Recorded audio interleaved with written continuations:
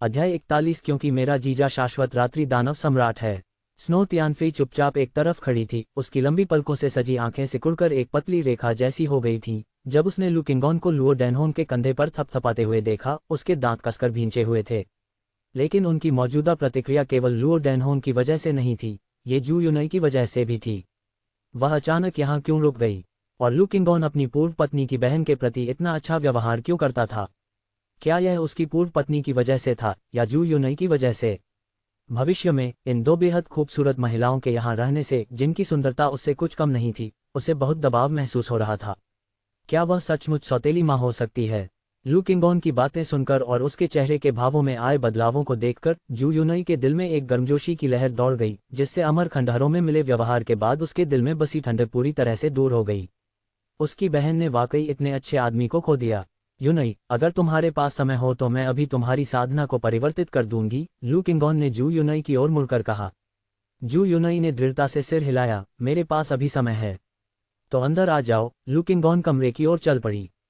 Snow तियानफेई, आप दोनों एक ही कमरे में नहीं रहने वाले हैं, है ना? लू किंगॉन जू यूनई के पीछे पालथी मारकर बैठ गई। दोनों हाथों से अपनी ऊर्जा का संचार करते हुए जू यूनई की साधना को रूपांतरित करने लगी। उसकी वर्तमान साधना शक्ति पहले की तुलना में कई गुना अधिक थी। वह महान सम्राट स्तर से नीचे की किसी भी साधना को आसानी से परिवर्तित कर सकता था। दरअसल साधना को रूपांतरित करने का तर्क बहुत सरल था, ठीक वैसे ही जैसे किसी को रक्त चढ़ाया जाता है। उसने अपनी विशाल दैवीय ऊर्जा का उपयोग करके जू यूनई की संपूर्ण नसों को शुद्ध किया और फिर शक्तिशाली विधियों का प्रयोग करके जू यूनई के दांत्यान को राक्षसी तकनीक की साधना के लिए उपयुक्त दांत्यान में परिवर्तित कर दिया। सफलता के लिए पूर्व शर्त यह थी कि उसकी शक्ति उस व्यक्ति की तुलना में हजारों या यहाँ तक कि दसियों हजार गुना अधिक होनी चाहिए, जिसकी साधना को रूपांतरित किया जा रहा था। जू यूनई की ताकत के दम पर वह अब इस काम को आसानी से पूरा कर सकता था। समय की एक अगरबत्ती बीत गई। लू किंगॉन ने सफलतापूर्वक कार्य पूरा कर लिया। साधना समाप्त करते समय उसका चेहरा शांत था। ठीक है, अपने दांटियन की सावधानीपूर्वक जांच करें और देखें कि क्या कोई असुविधा है। लू किंगॉन खड़ी हो गई। जू यूनई ने आंखें खोली और आश्चर्य से अपने हाथों को देखने लगी। जैसे ही उसने अपनी ची ऊर्जा का संचार किया, उसकी हथेलियों से एक सघन शैतानी ची ऊर्जा निकली। इसने काम किया। ये वाकई कारगर रहा। उसे पता था कि अगर उसके बहनोई ने कहा है कि यह किया जा सकता है, तो यह निश्चित रूप से किया जा सकता है। जीजा जी, आपका बहुत बहुत धन्यवाद। जू यूनई खड़ी हो गई। लू किंगॉन को उत्साह से देखते हुए उसने जल्दी से झुककर गहरा प्रणाम किया। लू किंगॉन ने तुरंत उसे रोकते हुए कहा, छोटी बच्ची, तुम मेरे साथ इतनी विनम्रता क्यों बरत रही हो? मुझे विनम्र रहना होगा, आखिरकार अब हम वास्तव में रिश्तेदार नहीं रहे। जू यूनई ने व्यंग्यात्मक मुस्कान के साथ कहा। लेकिन लू किंगॉन ने सिर हिलाया और मुस्कुराते हुए कहा, तो क्या तुम अब भी जिक्सुआन और मियाओ मियाओ की चाची हो? जू यूनई ने अपनी आंखें झपकाईं। हाँ बिल्कुल, तो हमारा रिश्ता पहले जैसा ही रहेगा। मेरी और तुम्हारी बहन की वजह से तुम्हारे मन में कोई दरार मत पड़ना। आगे यहाँ अच्छे से रहना, और अगर कुछ भी हो जाए तो सीधे मेरे पास आना, अपने जीजाजी के पास। यहाँ ऐसी कोई बात नहीं है जिसे मैं संभाल न सकूं, लू किंगॉन ने मुस्कुराते हुए कहा। जू यूनई ने लू किंगॉन के वर्तमान रूप को देखा। उसके दिल में एक विशेष भावना उमड़ आई और उसने हल्के से सहमति में गुनगुनाया। ठीक है, अब से तुम खेती करोगे। लुओ डैनहोन के साथ अभ्यास करें। उन्हें साधना तकनीक चुनने में आपकी मदद करने दें। उन्हें मुझसे बेहतर पता है कि आपके लिए कौन सी राक्षसी तकनीक उपयुक्त है। अगर और कुछ नहीं तो बस अपनी वर्तमान स्थिति के अनुकूल होने के लिए समय लें। मैं पहले बाहर जाता हूँ। लू किंगॉन के बोलने के बाद वह कमरे से बाहर चले गए। लू जिक्सुआन और अन्य लोगों को परिणाम के बारे में पूछते हुए देखकर उसने मुस्कुराते हुए उन्हें बताया कि यह सफल रहा है। जब लुओ डैनहोंग ने सुना कि लू किंगॉन ने वास्तव में जू यूनई की साधना को सफलतापूर्वक परिवर्तित कर दिया है, तो लू किंगॉन के प्रति उसकी दृष्टि में सम्मान का एक अतिरिक्त भाव आ गया। बेहद शक्तिशाली, वह संत राजा क्षेत्र के विशेषज्ञ की साधना को भी परिवर्तित कर सकता था। उसे आराम करने दो। जिक्सुआन, आज रात अपनी बहन को सुला दो। अपनी चाची को परेशान मत करो। ठीक है। शांत कमरे के अंदर चांदनी जालीदार खिड़की से छनकर बिस्तर के किनारे पर पड़ रही थी। जू यूनई पालथी मारकर बिस्तर पर बैठी थी। चांदनी में उसका चेहरा बेहद खूबसूरत लग रहा था। उसने गहरी सांस ली, क्योंकि वह राक्षसी लोक की इस साधना के लिए पूरी तरह से अनुकूल हो चुकी थी। मुझे पता था कि मेरा जीजाजी यह कर सकता है। जू यूनई के चेहरे पर एक मुस्कान आई, लेकिन फिर अपनी बहन और भाई के बारे में सोचते ही उसका चेहरा चिंता से भर गया। जब से उसने अमर खंडहर छोड़े थे, उसकी जेड स्लिप लगातार कंपन कर रही थी। यह उसका भाई उसे संदेश भेज रहा था। इसी क्षण जेड स्लिप फिर से कंपन करने लगी। उसने जांच की तो पाया कि संदेश अभी भी उसका भाई ही भेज रहा था। छोड़ो इसे, उस मामले का मेरे छोटे भाई से कोई लेना देना नहीं है। वह इस समय मेरे बारे में बहुत चिंतित होगा। जू यूनई ने शैतानी ऊर्जा का संचार किया और जेड स्लिप को सक्रिय किया। दूसरी बहन, आखिरकार तुमने मुझे जवाब दे ही दिया। क्या तुम वहां वापस चली गई हो? जेड स्लिप से जू शुवान्यू की चिंतित आवाज आई। अपने भाई की आवाज सुनकर जू यूनई ने कहा, जीजाजी मुझे वापस ले आए हैं। दोनों बच्चे ये जानकर बहुत खुश हैं कि मैं यहाँ रह रही हूँ। जू यूनई के ठीक होने की खबर सुनकर जू शुवान्यू ने तुरंत राहत की सांस ली। अच्छा हुआ जब तक तुम ठीक हो। दूसरी बहन, तुमने मुझे थोड़ी देर पहले सच में डरा दिया था। वह मन ही मन भयभीत था। उन्हें अपनी दूसरी बहन की इतनी तीखी प्रतिक्रिया की उम्मीद नहीं थी। क्या बहन आसपास ही है? जू यूनई ने पूछा। जू शुवान्यू ने उत्तर दिया, नहीं, मैं अपने घर में हूँ। अगर मैंने अभी ऐसा न किया होता तो मुझे लंबे समय तक जेल में रहना पड़ सकता था और मैं ये गारंटी नहीं दे सकता था कि मुझे कभी दोबारा आज़ादी मिलेगी या नहीं। वह लिन किंगशुए अच्छी इंसान नहीं है। जू यूनई ने अत्यंत गंभीरता से कहा। तो दूसरी बहन, क्या सच में लू किंगॉन ने तुम पर राक्षसी लोक की गुप्त कला का प्रयोग नहीं किया था? जू जुवान्यू ने पूछा। बिल्कुल नहीं, मैंने अभी अभी आपको बताया था, जीजाजी ने मेरी साधना को परिवर्तित करने में मेरी मदद की। ये बहुत सफल रहा, कोई समस्या नहीं हुई। जू यूनई भी जानती थी कि उसका भाई वास्तव में उसके बारे में चिंतित था, इसलिए उसने इस समय अपनी स्थिति नहीं छिपाई। तुम मुझसे झूठ तो नहीं बोल रहे? क्या सच में ये काम कर गया?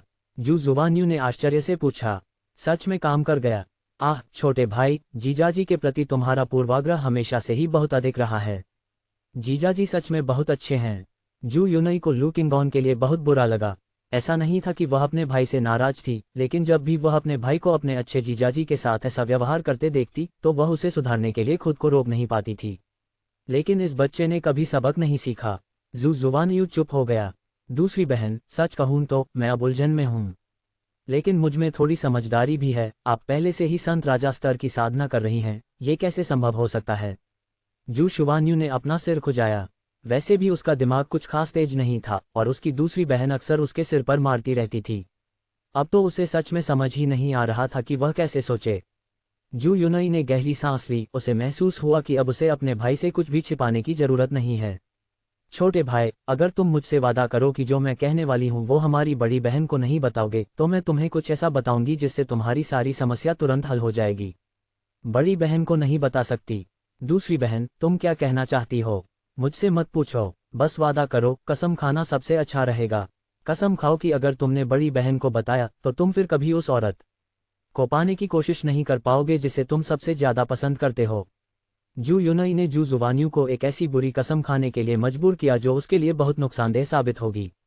दूसरी बहन, क्या तुम पागल हो? क्या तुम इस तरह की कसम खा सकती हो? जू शुवान्यू ने हैरानी से कहा। क्या तुम गाली देने वाले हो या नहीं? अगर नहीं दी तो मैं तुम्हें नजरअंदाज कर दूंगी। जू यूनई ने धमकी दी। जू जुवान्यू ने एक पल सोचा, फिर अंत में दांत पीसकर गाली गलौज करने लगा। ठीक है, तुमने कसम खा ली है, क्या अब तुम मुझे बता सकते हो? ठीक है, दरअसल जीजाजी केवल दानव लोक के महान सम्राट क्षेत्र के शिखर विशेषज्ञ ही नहीं हैं, उनकी एक और पहचान है। वे दानव लोक के शाश्वत रात्रि दानव सम्राट हैं। ये शब्द बोलते ही दोनों जेड स्लिप्स तुरंत चुप हो गईं। 2 सांसें बिना किसी आवाज के बीत गईं। अगर आप इस ऑडियो स्टोरी का नेक्स्ट एपिसोड और सबसे पहले सुनना चाहते हैं, टेलीग्राम ग्रुप ज्वाइन करें। वहां आपको प्रीमियम एक्सेस रुपए की पूरी जानकारी और एक्सक्लूसिव अपडेट्स मिलेंगी। लिंक डिस्क्रिप्शन और अबाउट में है। और फिक्शन ऑडियो हब को सब्सक्राइब करें। अध्याय 42 जीजाजी। मेरे जीजाजी वास्तव में मेरे आदर्श हैं। जू शुवान्यू अपनी दूसरी बड़ी बहन के एक वाक्य से पूरी तरह से स्तब्ध रह गया। शाश्वत रात्रि दानव सम्राट, क्या वह सचमुच शाश्वत रात्रि दानव सम्राट है? वह कैसे संभव है? शाश्वत रात्रि दानव सम्राट केवल दानव लोक में एक प्रमुख हस्ती ही नहीं है, वह एक भयानक अस्तित्व है जिसका नाम पूरे नीले बादल महाद्वीप में गूंजता है। उसका बहनोई, जिसे वह हमेशा से हीन समझता था, असल में शाश्वत रात्रि दानव सम्राट था। वह मजाक कर रहा होगा। यह मजाक हद से ज्यादा आगे बढ़ गया है।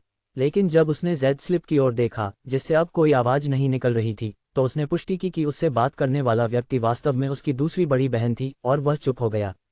वह अपनी दूसरी बड़ी बहन के साथ पला बड़ा था और अच्छी तरह जानता था कि वह झूठ बोलने वाली नहीं थी। ये सचमुच सच हो सकता है। हालांकि कुछ देर चुप रहने के बाद उसने पूछा, दूसरी बड़ी बहन, आप मुझे चिढ़ा रही हैं, है ना? जू यूनई अपने छोटे भाई की प्रतिक्रिया को समझ गई, जिसने जवाब देने में इतना समय लिया और उसके पहले शब्द अविश्वास से भरा प्रश्न थे। जब उसे पहली बार पता चला कि उसका बहनोई वास्तव में शाश्वत रात्रि दानव सम्राट है, तो वह भी इतनी हैरान रह गई कि उसके सिर में झंझनाहट होने लगी, मानो स्वर्ग ने उसके साथ एक बहुत बड़ा मजाक किया हो। क्योंकि बचपन से ही उसने शाश्वत रात्रि दानव सम्राट की कहानियां सुनी थीं और इस शक्तिशाली व्यक्ति के प्रति उसके मन में थोड़ी सी प्रशंसा भी थी। छोटे भाई, मैंने तुमसे कभी झूठ कब बोला है? और यह भी सोचो, मैंने अपने बहनोई पर इतना भरोसा क्यों किया, जबकि उन्होंने मेरी साधना को परिवर्तित भी नहीं किया था? क्योंकि मुझे पहले से ही पता था कि वह शाश्वत रात्रि दानव सम्राट हैं। ये सुनकर जू शुवान्यू ने तुरंत कहा, जब आपको पता चल गया था कि जीजाजी शाश्वत रात्रि दानव सम्राट हैं, तो आपने हमारी बड़ी बहन को सीधे क्यों नहीं बताया? तब शायद बहुत सी घटनाएं नहीं घटित होती। क्या तुम मूर्ख हो? सोचो, अगर बड़ी बहन को पता चल जाए कि जीजाजी शाश्वत रात्रि दानव सम्राट हैं, तो वो क्या करेंगी? उनका तलाक हो चुका है और जीजाजी के मन में बड़ी बहन के लिए कोई भावना नहीं बची है। अगर बड़ी बहन का दाव हृदय टूट जाए तो क्या होगा? इसीलिए तो मैंने तुम्हें बड़ी बहन से ये बात छुपाने को कहा था। जू जुवानयू चुप हो गया। ये बिल्कुल सच था। उनकी सबसे बड़ी बहन के पास दोषरहित सम्राट का पद था और केवल अत्यधिक साधना करके ही वह शाश्वत रात्रि दानव सम्राट की बराबरी कर सकती थी। अगर उसे इस समय पता चल जाए कि उसका पूर्व प्रेमी शाश्वत रात्रि दानव सम्राट था, तो यह दूसरी बड़ी बहन, मुझे अभी भी इस जानकारी पर यकीन नहीं हो रहा है। वह शाश्वत रात्रि दानव सम्राट कैसे हो सकता है? जू जुवान्यू अब भी लू किंगॉन को शाश्वत रात्रि दानव सम्राट से नहीं जोड़ पा रहा था, जिसका नाम उसने बचपन से अनगिनत बार सुना था। एक व्यक्ति सबके प्रति असाधारण रूप से सौम्य प्रतीत होता था, जिससे वह एक साधारण व्यक्ति की छवि प्रस्तुत करता था। दूसरा दानव लोक का सबसे शक्तिशाली और अजेय शीर्ष संहारक देवता था। वे आपस में कैसे जुड़े हो सकते हैं? ये तो हद से ज्यादा काल्पनिक है। इसके अलावा वह बचपन से ही शाश्वत रात्रि दानव सम्राट को अपना आदर्श मानता था। आज भी वह शाश्वत रात्रि दानव सम्राट को अपना आदर्श मानता है। जब भी वह साधना करता था, वह कल्पना करता था कि एक दिन वह भी एजियोर क्लाउड महाद्वीप में अजेय बन जाएगा और अपने आदर्श के बराबर पहुंच जाएगा। खैर, अब उनकी दूसरी बड़ी बहन ने उन्हें बताया कि जिस व्यक्ति को वह हमेशा से हीन समझते आए थे, वह वास्तव में बचपन से ही उनका आदर्श था। उनकी विश्वदृष्टि पूरी तरह ध्वस्त हो गई। क्या तुमने वह हथियार देखा जो मैं थोड़ी देर पहले लेकर आया था? जू युनई यह भी जानती थी कि उसके छोटे भाई के लिए इस जानकारी को स्वीकार करना मुश्किल होगा, क्योंकि वह जानती थी कि वह हमेशा से ही शाश्वत रात्रि दानव सम्राट को एक आदर्श मानता आया है। ये सोचकर वह लगभग हंसने से खुद को रोक नहीं पाए। वाह, जिस व्यक्ति का आप मजाक उड़ाते थे और जिसके बारे में आप अच्छी बुरी बातें करते थे, वह वास्तव में बचपन से ही आपका आदर्श है। आपको जरूर खुशी होगी। मैंने देखा। जू जुवान्यू अब समझ गया था कि उसकी दूसरी बड़ी बहन क्या कहना चाहती है। यह मेरे जीजाजी ने दिया था। अब जिक्सुआन और मियाओ मियाओ दोनों के पास एक एक है, और उनके पास उस तलवार से भी कहीं अधिक उन्नत खजाना है जिसे मैं पहले लाया था। ये जीजाजी के सबसे शक्तिशाली हथियार और कवच होने चाहिए, जू युनई ने कहा। जू जुवान्यू, वह इस बात के बारे में सोचे बिना नहीं रह सका कि उसका भतीजा लू झेनेग्रान उस कीमती कृपाण को पाने के बाद से ही दिखावा करने से खुद को रोक नहीं पा रहा था। खैर झेंग्रान, तुम्हारी बड़ी बहन और छोटी बहन ने जो चीजें अनायास ही हासिल कर लीं, वे सीधे तुम्हारी कीमती तलवार को सैकड़ों गुना तोड़ देती हैं। वह पहले से ही अपनी दूसरी बड़ी बहन की बातों पर विश्वास करने लगा था, और वह धीरे धीरे इस खबर को स्वीकार कर रहा था, जो अविश्वसनीय और अविश्वसनीय लग रही थी। उसका बहनोई, जिससे वह हमेशा घृणा करता था, शाश्वत रात्रि दानव सम्राट था। क्योंकि गहन चिंतन करने पर शाश्वत रात्रि दानव सम्राट, जिसने कई वर्षों तक दानव लोक पर शासन किया था, 1000 वर्ष से भी अधिक समय पहले अचानक दानव लोक से गायब हो गया था। ऐसी अफवाह थी कि शाश्वत रात्रि दानव सम्राट एक उच्च अधिक अजेय क्षेत्र में प्रवेश करने के लिए एकांतवास में चले गए थे और इसलिए कई वर्षों से बाहर नहीं निकले थे। अब जब उसने पहली बार अपने जीजा से मुलाकात की और जब उसकी सबसे बड़ी बहन पहली बार लू किंगॉन से मिली, इन दोनों घटनाओं को मिलाकर देखा तो उसने पाया कि यह घटना लगभग पूरी तरह से शाश्वत रात्रि दानव सम्राट के दानव लोक से गायब होने की घटना से मेल खाती थी। उनकी दूसरी बड़ी बहन की कही बात को ध्यान में रखते हुए यह महज एक संयोग नहीं रह गया। दूसरी बड़ी बहन, अगर वह सचमुच शाश्वत रात्रि दानव सम्राट है, तो क्या उसके दिल में मेरी कोई अच्छी प्रतिष्ठा नहीं रह गई है? जू शुवान्यू दयनीय स्वर में बोला, बोलते समय उसके होंठ कांप रहे थे। उसने लगभग 1000 वर्षों तक यिन और यांग से संबंधित शब्दों का प्रयोग करके इस बहनोई को घृणा उत्पन्न की थी। वह उनका आदर्श था। अपने छोटे भाई की बातें सुनकर जू युनई आखिरकार अपनी हंसी नहीं रोक पाए। खांसी खांसी, छोटे भाई, वैसे जीजाजी बहुत अच्छे इंसान हैं। असल में शायद वो तुम्हें नापसंद नहीं करते। जू युनई ने अपनी हंसी रोकने की बहुत कोशिश की, लेकिन उसके दिलासा भरे शब्दों में आत्मविश्वास की कमी थी, क्योंकि उसे वास्तव में यकीन नहीं था। उसके छोटे भाई ने लू किंगॉन का जिक्र जरूरत से ज्यादा बार किया था। जू जुवान्यू, ठीक है, चलो जीजाजी के बारे में बात करना बंद करते हैं, जू यूनई ने कहा। नहीं नहीं नहीं, दूसरी बड़ी बहन, मुझे और बताओ, जू जुवान्यू ने जल्दी से विनती की। बहुत सोच विचार के बाद भी उसने अपने अहंकार को त्याग दिया, उसकी तर्कशक्ति उसकी कट्टर भावनाओं पर हावी हो गई। मैं आपको बताऊं क्या? जू यूनई ने पूछा। मुझे बताओ, इस बार जब तुम वहां गए थे तो तुम्हें जीजाजी कितने शक्तिशाली लगे? पिछली बार जीजाजी ने यहाँ कुछ शक्ति दिखाई थी, लेकिन वह बहुत अधिक शक्तिशाली नहीं लगी, बस लिन किंगशुए से थोड़ी ही अधिक शक्तिशाली। बेशक ये दायरे की बाधा की सीमाओं के कारण हो सकता है, और जीजाजी ने अपनी पूरी शक्ति का प्रदर्शन नहीं किया होगा। अपने छोटे भाई को लू किंगॉन के लिए बहाने बनाते हुए सुनकर जू यूनई को फिर से हंसी आ गई। ये बच्चा, वह असल में काफी सरल स्वभाव का है, बस कभी कभी उसकी जुबान सचमुच बेकाबू हो जाती है। जीजाजी कितने ताकतवर हैं, मैं इसे ऐसे कहूँ, मुझे यहाँ आए ज्यादा दिन नहीं हुए हैं, लेकिन मैंने यहाँ 4 ऐसे दानव लोग के शक्तिशाली योद्धा देख लिए हैं जो लिन किंगशुए से कहीं ज्यादा ताकतवर हैं। और जब ये शक्तिशाली योद्धा जीजाजी को देखते हैं तो उनका रवैया, छी छी, इसे कैसे बयान करूं, सोचकर देखना पड़ेगा। जू जुवान्यू की आंखों में चमक आ गई और उसने कहा, क्या आप उसकी पूजा भगवान की तरह करते हैं? बिल्कुल नहीं, जीजाजी बहुत अच्छे इंसान हैं। वे तो मानो मोहित और समर्पित हो गई हैं। उन्हें जीजाजी को नाराज करने का डर तो है, लेकिन साथ ही वे उन्हें बहुत पसंद भी करती हैं और उनके करीब आना चाहती हैं।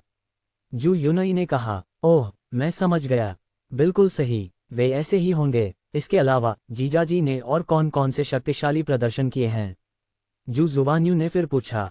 इसके अलावा मेरी जन्मजात एरे बॉडी जागृत हो गई। जीजाजी हमें स्काईफॉल डेमन केव नामक स्थान पर ले गए। वहां उन्होंने हम जैसे कमजोर साधकों को भी प्रवेश करने और बॉडी टेम्परिंग के माध्यम से साधना करने की अनुमति दी। यहाँ तक कि मियाओ मियाओ, जिसकी साधना का स्तर उच्च नहीं है, पर भी इसका कोई प्रभाव नहीं पड़ा। इसी कारण मेरी जन्मजात एरे बॉडी भी जागृत हो गई। ये सब जीजाजी की बदौलत है। इसके अलावा मैंने बाद में जीजाजी को ये कहते सुना कि वे वास्तव में स्काईफॉल डेमन केव के सबसे गहरे हिस्से में गए और वहां उन्हें एक रहस्यमय ऊर्जा शरीर मिला जो जीवित प्रतीत होता था। जू यूनई ने बहुत विस्तार से बात की, उनके चेहरे पर प्रशंसा के भाव थे। और जू जुवान्यू केवल सुनकर ही उत्साह से भर उठा। ये तो सचमुच स्काईफॉल डेमन केव है, मैंने इसके बारे में सुना है। क्या दानव लोग की अफवाहों में यह नहीं कहा गया था कि जीजाजी केवल 30 या 40 मील की गहराई तक ही जा सकते हैं? इस बार वे सचमुच सबसे गहरे हिस्से तक पहुंच गए। कितना भयानक, सचमुच भयानक। अध्याय 43। जीजाजी को इसका बहुत अफसोस है। क्या और भी है, क्या और भी है? जू शुवान्यू पूरी तरह से तल्लीन थी और बार बार उसे आगे बढ़ने के लिए कह रही थी। हाँ बिल्कुल, जब जीजाजी ने शून्य लोक को तोड़कर यात्रा की तो वे पलक झपकते ही लाखों मील की दूरी तय कर सकते थे। बूढ़े हैं और मैंने दोनों ने इसे स्वयं अनुभव किया है। ये सचमुच आश्चर्यजनक है, जू यूनई ने कहा। यह जू जुवान्यू का मुंह खुला का खुला रह गया। जीजाजी इतने शक्तिशाली कैसे हैं, जबकि हमने शाश्वत रात्रि दानव सम्राट के बारे में बहुत सी अफवाहें सुनी हैं। क्या ये सच है कि बाहर जो फैला है वह उसकी कमजोर कहानी है? ऐसा होना ही चाहिए। वैसे भी जीजाजी बहुत ताकतवर हैं। जू यूनई ने अत्यंत गंभीरता से कहा। अरे, मुझे भी अचानक ऐसा लग रहा है कि मुझे भी वहां जाकर देखना चाहिए। जू शुवान्यू के चेहरे पर लालसा के भाव स्पष्ट थे। छोड़ो भी, अगर बड़ी बहन को इसके बारे में पता चला तो वो शायद तुम्हें कैद कर लेंगी। इसके अलावा जीजाजी शायद तुम्हें अपने यहाँ आने की जहमत भी न उठाएं और बिना किसी रक्षक के तुम वहां मौत को गले लगा रही होगी। जू यूनई ने तुरंत अपने भाई को ऐसे विचार रखने से रोक दिया। उसे यकीन नहीं था कि लू किंगॉन पुरानी बातों को भुलाकर उसके भाई का स्वागत करेगी या नहीं। जू जुवान्यू को गुस्सा आया और उसने उसके चेहरे पर जोर से थप्पड़ मारा। मैं कितना मूर्ख था। नहीं, जू जुवान्यू को अचानक कुछ सूझा और उसके लाल चेहरे पर आशा की एक किरण फिर से दिखाई दी। उसने जल्दी से कहा, बड़ी बहन, क्या आप मेरी मदद कर सकती हैं? चूंकि आप जीजाजी के साथ रहती हैं तो जब भी आपको फुर्सत मिले क्या आप मेरे लिए कुछ अच्छे शब्द कह सकती हैं? बस इतना कह दीजिए कि मुझे अपनी गलती का पछतावा है और मैं फिर कभी ऐसी गलती नहीं करूंगा। कैसा रहेगा? अच्छा हुआ कि तुम्हें अपनी गलती का एहसास हो गया। मैं भविष्य में जीजाजी से तुम्हारे बारे में अच्छी बातें करने की पूरी कोशिश करूंगी, लेकिन मुझे यकीन नहीं है कि मैं जीजाजी को तुम्हारे प्रति नापसंदगी दूर कर पाऊंगी। जू यूनई ने कहा। बहुत बढ़िया, बहुत बढ़िया, बहुत बढ़िया, धन्यवाद दूसरी बहन, आप सचमुच मेरी पसंदीदा दूसरी बहन हैं। मवाह मवाह मवाह, जू शुवान्यू ने मुस्कुराते हुए कहा। जू यूनई ने सिर हिलाया और मुस्कुराए। जब उसका भाई परेशान नहीं करता था तब भी वह उसे काफी अच्छा मानती थी। अपने भाई के साथ उसके संबंध हमेशा से बहुत अच्छे रहे थे। अरे हाँ, हे होन कहाँ है? जीजाजी के साथ उसके इतने अच्छे संबंध हैं, क्या वह अपनी जिंदगी का भरपूर आनंद नहीं उठा रहा है? जू शुवान्यू ने घबराकर कहा। जू युनई, बूढ़े हे को अपने जीजाजी की मदद से जल्द ही एज्योर क्लाउड महाद्वीप पर सबसे बेहतरीन कलाकृति शोधन कक्षों में से एक मिल जाएगा। इसके अलावा उन्हें डेविल डोमेन का सबसे शक्तिशाली कलाकृति शोधक भी मिलेगा, जो उन्हें कलाकृति शोधन का और भी उन्नत अनुभव सिखाएगा। रुको, शैतान लोक का सबसे शक्तिशाली कलाकृति शोधक क्या वही है जिसने शाश्वत रात्रि दानव सम्राट के लिए सबसे शक्तिशाली कवच और तलवार बनाई थी? वह कितना भाग्यशाली है, मुझे बहुत ईर्ष्या हो रही है। जू जुवान्यू ने अपने बाल खुजलाए। अब तक अपने भाई से बात करते करते जू युनई को पता चल गया था कि अब बातचीत खत्म करने का समय आ गया है। ठीक है, अब मैं तुमसे बात नहीं कर रही। याद रखना मैंने पहले क्या कहा था, जीजाजी की पहचान बड़ी बहन को मत बताना, वरना तुम अपनी मनचाही औरत को पा नहीं पाओगे। दूसरी बात, बड़ी बहन के दिल को बहुत जल्दी ठेस पहुंच सकती है, इसलिए इसे जितना हो सके छुपाए रखना, जू युनई ने चेतावनी दी। जू शुवान्यू ने गहरी सांस ली, सिर हिलाया और कहा, ठीक है, मुझे याद है। अब उसका मिजाज बहुत उलझा हुआ था। उसकी बड़ी बहन और शाश्वत रात्रि दानव सम्राट अलग हो गए थे और ओह हाँ, याद रखना, लिन किंगजू से सावधान रहना। वो शायद बड़ी बहन को कुछ नहीं करेगी, लेकिन मुझे डर है कि वो तुम्हारे साथ भी वैसा ही बर्ताव करेगी जैसा उसने मेरे साथ किया था।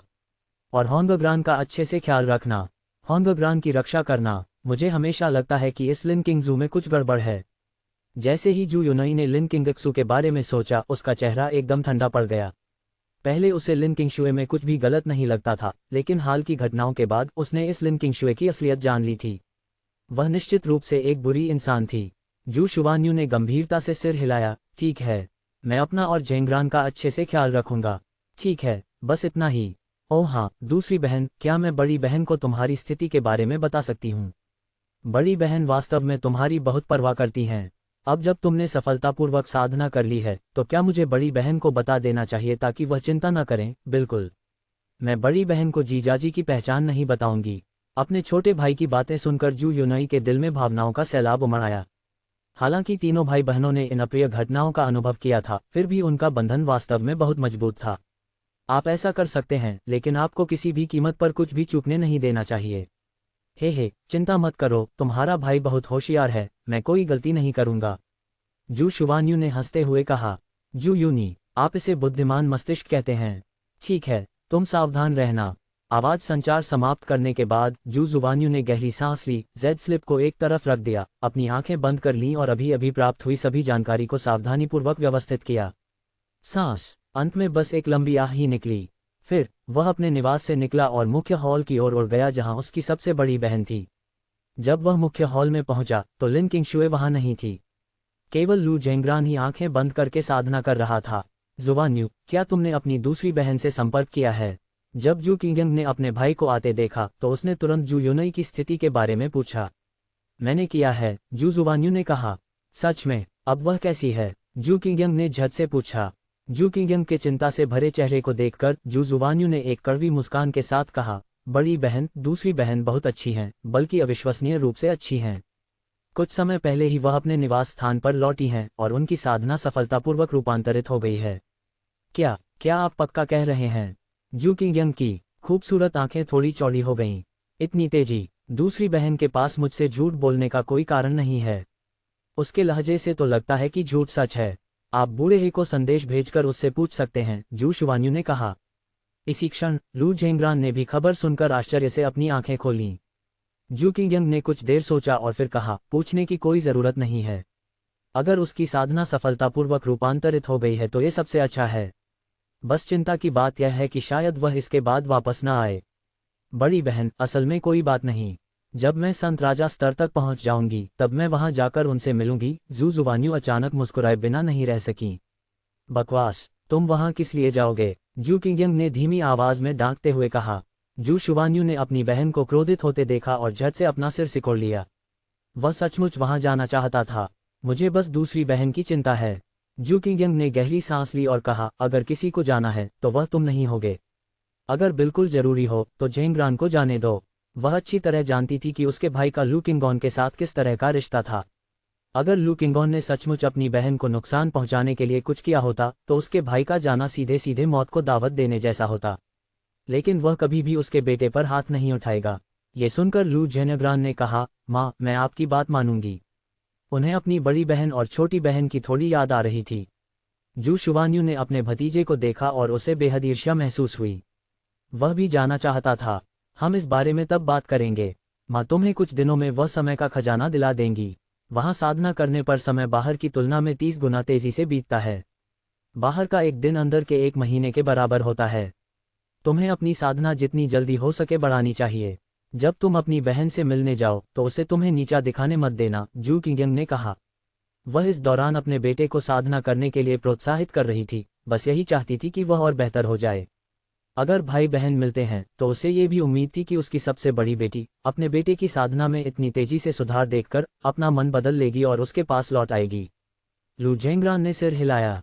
वह ये सुनिश्चित करने के लिए भी दृढ़ संकल्पित था कि जब वह अपनी बड़ी बहन से दोबारा मिले तो वह उसकी साधना के स्तर तक न पहुंच पाए।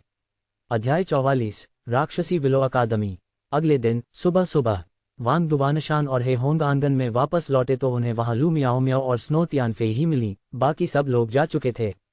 वांग दुवानशान ने स्नो तियानफेई की ओर देखा जो लू मियाओ मियाओ के साथ खेल रही थी और पूछा, लू किंगॉन कहाँ है? स्नो तियानफेई, वह उन दोनों बच्चों को युद्ध तकनीक सिखाने के लिए वहां गया था। वांग दुवानशान और हे होंग ने सिर हिलाया और उस दिशा में उड़ गए। कुछ देर बाद उन्होंने लू किंगॉन को आकाश में खड़े होकर लू जिक्सुआन और सन मिंजी को उनके अभ्यास में मार्गदर्शन करते हुए देखा। तुम वापस आ गए, क्या कलाकृति शोधन कक्ष का काम पूरा हो गया? लू किंगॉन ने वांग दुवानशान और हे हॉन को उड़ते हुए देखा। वांग दुवानशान हंसते हुए बोला, ये बनकर तैयार हो गया। यह एक ऐसा कलाकृति शोधन कक्ष है जिसे दानव लोक के सभी कलाकृति शोधक नहीं, पूरे नीले बादल महाद्वीप के सभी पसंद करेंगे। और हम दोनों बुजुर्गों ने कल रात आपने जो उल्कापिंड दिव्य सोना दिया था उसका बारीकी से मूल्यांकन किया। ये सभी खजाने के ब्लूप्रिंट हैं जिन्हें गढ़ा जा सकता है। इनमें से 10 चुन लीजिए। 10, ये तो काफी ज्यादा है। संख्या सुनकर लू किंगॉन की आंखों में एक चमक आ गई और उसके होठों पर मुस्कान फैल गई। हाँ, अगर हम कवच नहीं बना पाए तो कुछ और बना ही लेंगे। कवच बहुत जरूरी है, मुझे अपनी सबसे बड़ी बेटी के लिए भी एक बनाना होगा। लू किंगॉन ने उन्हें सौंपे गए ब्लूप्रिंट लिए, उनका ध्यानपूर्वक अध्ययन किया और अंत में 10 का चयन किया। ये 10 काफी हैं। वैसे लाओ वांग, दानव लोक में किस गुट के पास इस समय का खजाना है? मैं बच्चों के लिए एक लेना चाहता हूँ, लू किंगॉन ने पूछा। दरअसल वह सिर्फ ये देखना चाहता था कि वांग दुवानशान के पास ऐसा कोई खजाना है या नहीं। ऐसे खजाने बनाना बेहद मुश्किल होता है, इसके लिए कई विशेष सामग्रियों और जटिल प्रक्रियाओं की आवश्यकता होती है। वांग दुवानशान दानव लोक का सबसे शक्तिशाली कलाकृति शोधक है, इसलिए संभव है कि उसके पास ऐसी कोई कलाकृति हो। क्या आपके पास कभी एक ऐसा समय का खजाना नहीं था जिसकी समय प्रवाह दर 1 से 100 तक थी? मेरे पास तो ऐसा कोई खजाना नहीं है, लेकिन कुछ समय पहले मैंने डेमन विलो अकादमी के लिए विशेष रूप से एक ऐसा खजाना बनाने में कई 100 साल लगाए थे और उसकी समय प्रवाह दर आपके लिए बनाए गए खजाने के समान है। लेकिन मैंने सुना है कि जब इसे उनकी अकादमी की सबसे कीमती वस्तु टाइम फ्लो डेमन विलो के साथ मिलाया जाता है तो समय प्रवाह दर 1 से 300 तक पहुंच सकती है। वांग दुवानशान ने कहा, जब मैंने दानव सम्राट महल छोड़ा था तब वह खजाना वहीं रह गया था। मैंने उसे अपने शिष्य को दे दिया। एक बार दे देने के बाद उसे वापस मांगना उचित नहीं होता, लू किंगॉन ने कहा। जब वांग दुवानशान ने यह सुना, विशेषकर लू किंगॉन द्वारा उल्लेखित शिष्य शब्द को, तो उनकी वृद्ध आंखों में एक अच्छी तरह से छिपा हुआ गहरा अर्थ झलक उठा। उनके बगल में खड़े होकर दोनों बच्चों को लड़ते हुए देख रहे शियाओ किंगई की आंखों में भी इस क्षण असामान्य भाव की एक झलक दिखाई दी। क्या ऐसा है? तो क्या मैं आपके लिए एक और बना दूं? लेकिन आप जानते हैं, इसे कम समय में बनाना बहुत मुश्किल है। इसकी प्रक्रिया बहुत जटिल है, हथियारों और कवच की तुलना में, जो अपेक्षाकृत परिचित और सरल हैं, वांग दुवानशान ने कहा। कोई बात नहीं, मैं खुद ही दूसरे तरीके सोच लूंगा। लू किंगॉन ने अपना सिर हिलाया, फिर उन्हें कलाकृतियों को परिष्कृत करने में कड़ी मेहनत करने का इशारा किया और आकाश में लौट गया। शाओ किंगई ने लू किंगॉन की ओर मुड़कर मुस्कुराते हुए कहा, दोनों ही युद्धकला में माहिर हैं। एक तुम्हारा बच्चा है और दूसरा उसका। बस फर्क इतना है कि उनमें अभी तक असली युद्धकला का अनुभव नहीं है। बूढ़े शियाओ, मुझे याद है कि आप अपने कुछ शिष्यों को साधना के लिए दानव विलो अकादमी भेजते थे। अब आपके शिष्य काफी अच्छा कर रहे हैं। दानव विलो अकादमी के डीन से आपका कोई न कोई संपर्क जरूर होगा, है ना? क्या आपको लगता है कि अगर मैं इन दोनों बच्चों को कुछ समय के लिए वहां साधना के लिए भेज दूं तो बेहतर होगा, जिससे उन्हें समान स्तर के प्रतिभाशाली लोगों के साथ अधिक मेलजोल का अवसर मिले? लू किंगॉन ने पूछा। इससे पहले उन्होंने एकांत में एक प्रतिभाशाली शिष्य का प्रशिक्षण किया था। वह शिष्य अत्यंत शक्तिशाली बन गया, अविश्वसनीय रूप से कम समय में सम्राट बन गया, और यहाँ तक कि उसने उनके शाश्वत रात्रि सम्राट पद से थोड़ा ही कमतर सम्राट पद भी ग्रहण किया। हालांकि चूंकि उस बच्चे का पालन पोषण केवल उसी ने किया था, इसलिए उसका स्वभाव लगभग उसी के जैसा हो गया, जिसमें एक अत्यंत भारी घातक आभा थी। और चूंकि उस समय उनका अपने ही उम्र और स्तर के बहुत से प्रतिभाशाली लोगों से मेलजोल नहीं था, इसलिए वे बहुत एकांतप्रिय हो गए। उनका एक भी दोस्त नहीं था और उन्हें दूसरों के साथ सामाजिक मेलजोल करना नहीं आता था। जब उन्होंने शैतान सम्राट बनने की इच्छा छोड़ दी तो उन्होंने ये पद अपने शिष्य को सौंप दिया। दानव लोक का वर्तमान शैतान सम्राट उनका शिष्य है। उसके बाद से वह एक निष्क्रिय शासक बन गया। अपने शिष्य की शैतान सम्राट पद संभालने की क्षमता की पुष्टि करने के बाद उसने एक पत्र छोड़ा और बिना अलविदा कहे दानव लोक से विदा हो गया। अब अपनी दोनों बेटियों का पालन पोषण करने के लिए ईमानदारी से कहूं तो वह अपने पुराने पालन पोषण के तरीकों का उपयोग करने में थोड़ा हिचकिचा रहा था। ये भी एक कारण था कि उसने सुन मिंजी को देखने के बाद उसे अपने साथ आने के लिए दृढ़ता से कहा। कम से कम इससे ये तो सुनिश्चित हो जाएगा कि उसकी बेटियां बिना किसी दोस्त के नहीं रहेंगी। शाओ किंगई ने बहुत गंभीरता से कहा, मुझे लगता है कि बच्चों को अधिक लोगों के साथ बातचीत करने देना बिल्कुल आवश्यक है। शाओ किंगई की गंभीर और दृढ़ निगाहें देखकर लू किंगॉन थोड़ा हैरान रह गई। ठीक है, जब आप खाली हों तो मुझे डेमन विलो अकादमी के डीन से मिलवा देना। ये कहना तो आसान है। सब कहते हैं कि वो बूढ़ा आदमी अप्रत्याशित है, भटकते बादल और जंगली सारस की तरह, उसे ढूंढना बेहद मुश्किल है, लेकिन मैं अलग हूँ। अगर मैं उसे ढूंढना चाहूँ तो बहुत आसान है। शियाओ किंगई खिलखिलाकर हंसी। डेमन विलो अकादमी के डीन दानव लोक में कुछ हद तक बेमेल प्रतीत होते हैं। दानव लोक में शैतानी ऊर्जा के साथ साधना करने की आवश्यकता के कारण कई लोग अधिक उतावले स्वभाव के होते हैं। ऐसे अनगिनत लोग हैं जो स्वभाव से ही लड़ाकू होते हैं। डेमन विलो अकादमी के डीन हालांकि दानव लोक में अपनी विद्वत्ता के लिए प्रसिद्ध हैं। उनकी शक्ति स्वाभाविक रूप से अपार है क्योंकि वे दानव लोक के शीर्ष 10 गुरुओं में से एक हैं। लेकिन उन्हें लड़ाई झगड़ा पसंद नहीं है। वे सौम्य और सभ्य हैं, ज्ञानी हैं, और उन्होंने अद्वितीय दानव विलो अकादमी की स्थापना भी की है, जहां वे साहित्य के माध्यम से दाव का प्रसार करते हैं और दानव लोक के विभिन्न प्रतिभाशाली लोगों को शिक्षित करते हैं। पिछले कुछ वर्षों में दानव लोक के शक्तिशाली व्यक्ति जिन्होंने दानव विलो अकादमी से स्नातक किया है, फले फूले हैं और पूरे दानव लोक में फैल गए हैं। ये सभी प्रतिभाएं बेहद अनूठी हैं, प्रत्येक के पास विशेष क्षमताएं हैं और उनकी संभावनाएं असीमित हैं। दानव लोक के कुछ शक्तिशाली योद्धाओं की तुलना में जो केवल लड़ना और मारना जानते हैं, उनके पास कहीं अधिक संभावनाएं हैं। हालांकि लू किंगॉन ने हत्या के माध्यम से दाव प्राप्त किया और दानव लोक का सबसे शक्तिशाली शैतान सम्राट बन गया, लेकिन वह दानव विलो अकादमी के डीन से केवल एक बार मिला था। क्योंकि यह कहावत सच है, जिनके विचार अलग अलग होते हैं वे मिलकर साजिश नहीं रचते। उसने हत्या करके दाव की प्राप्ति की, जिसके कारण वह उस तरह का व्यक्ति बन गया जिसे डेमन विलो अकादमी का डीन सबसे ज्यादा नापसंद करता था।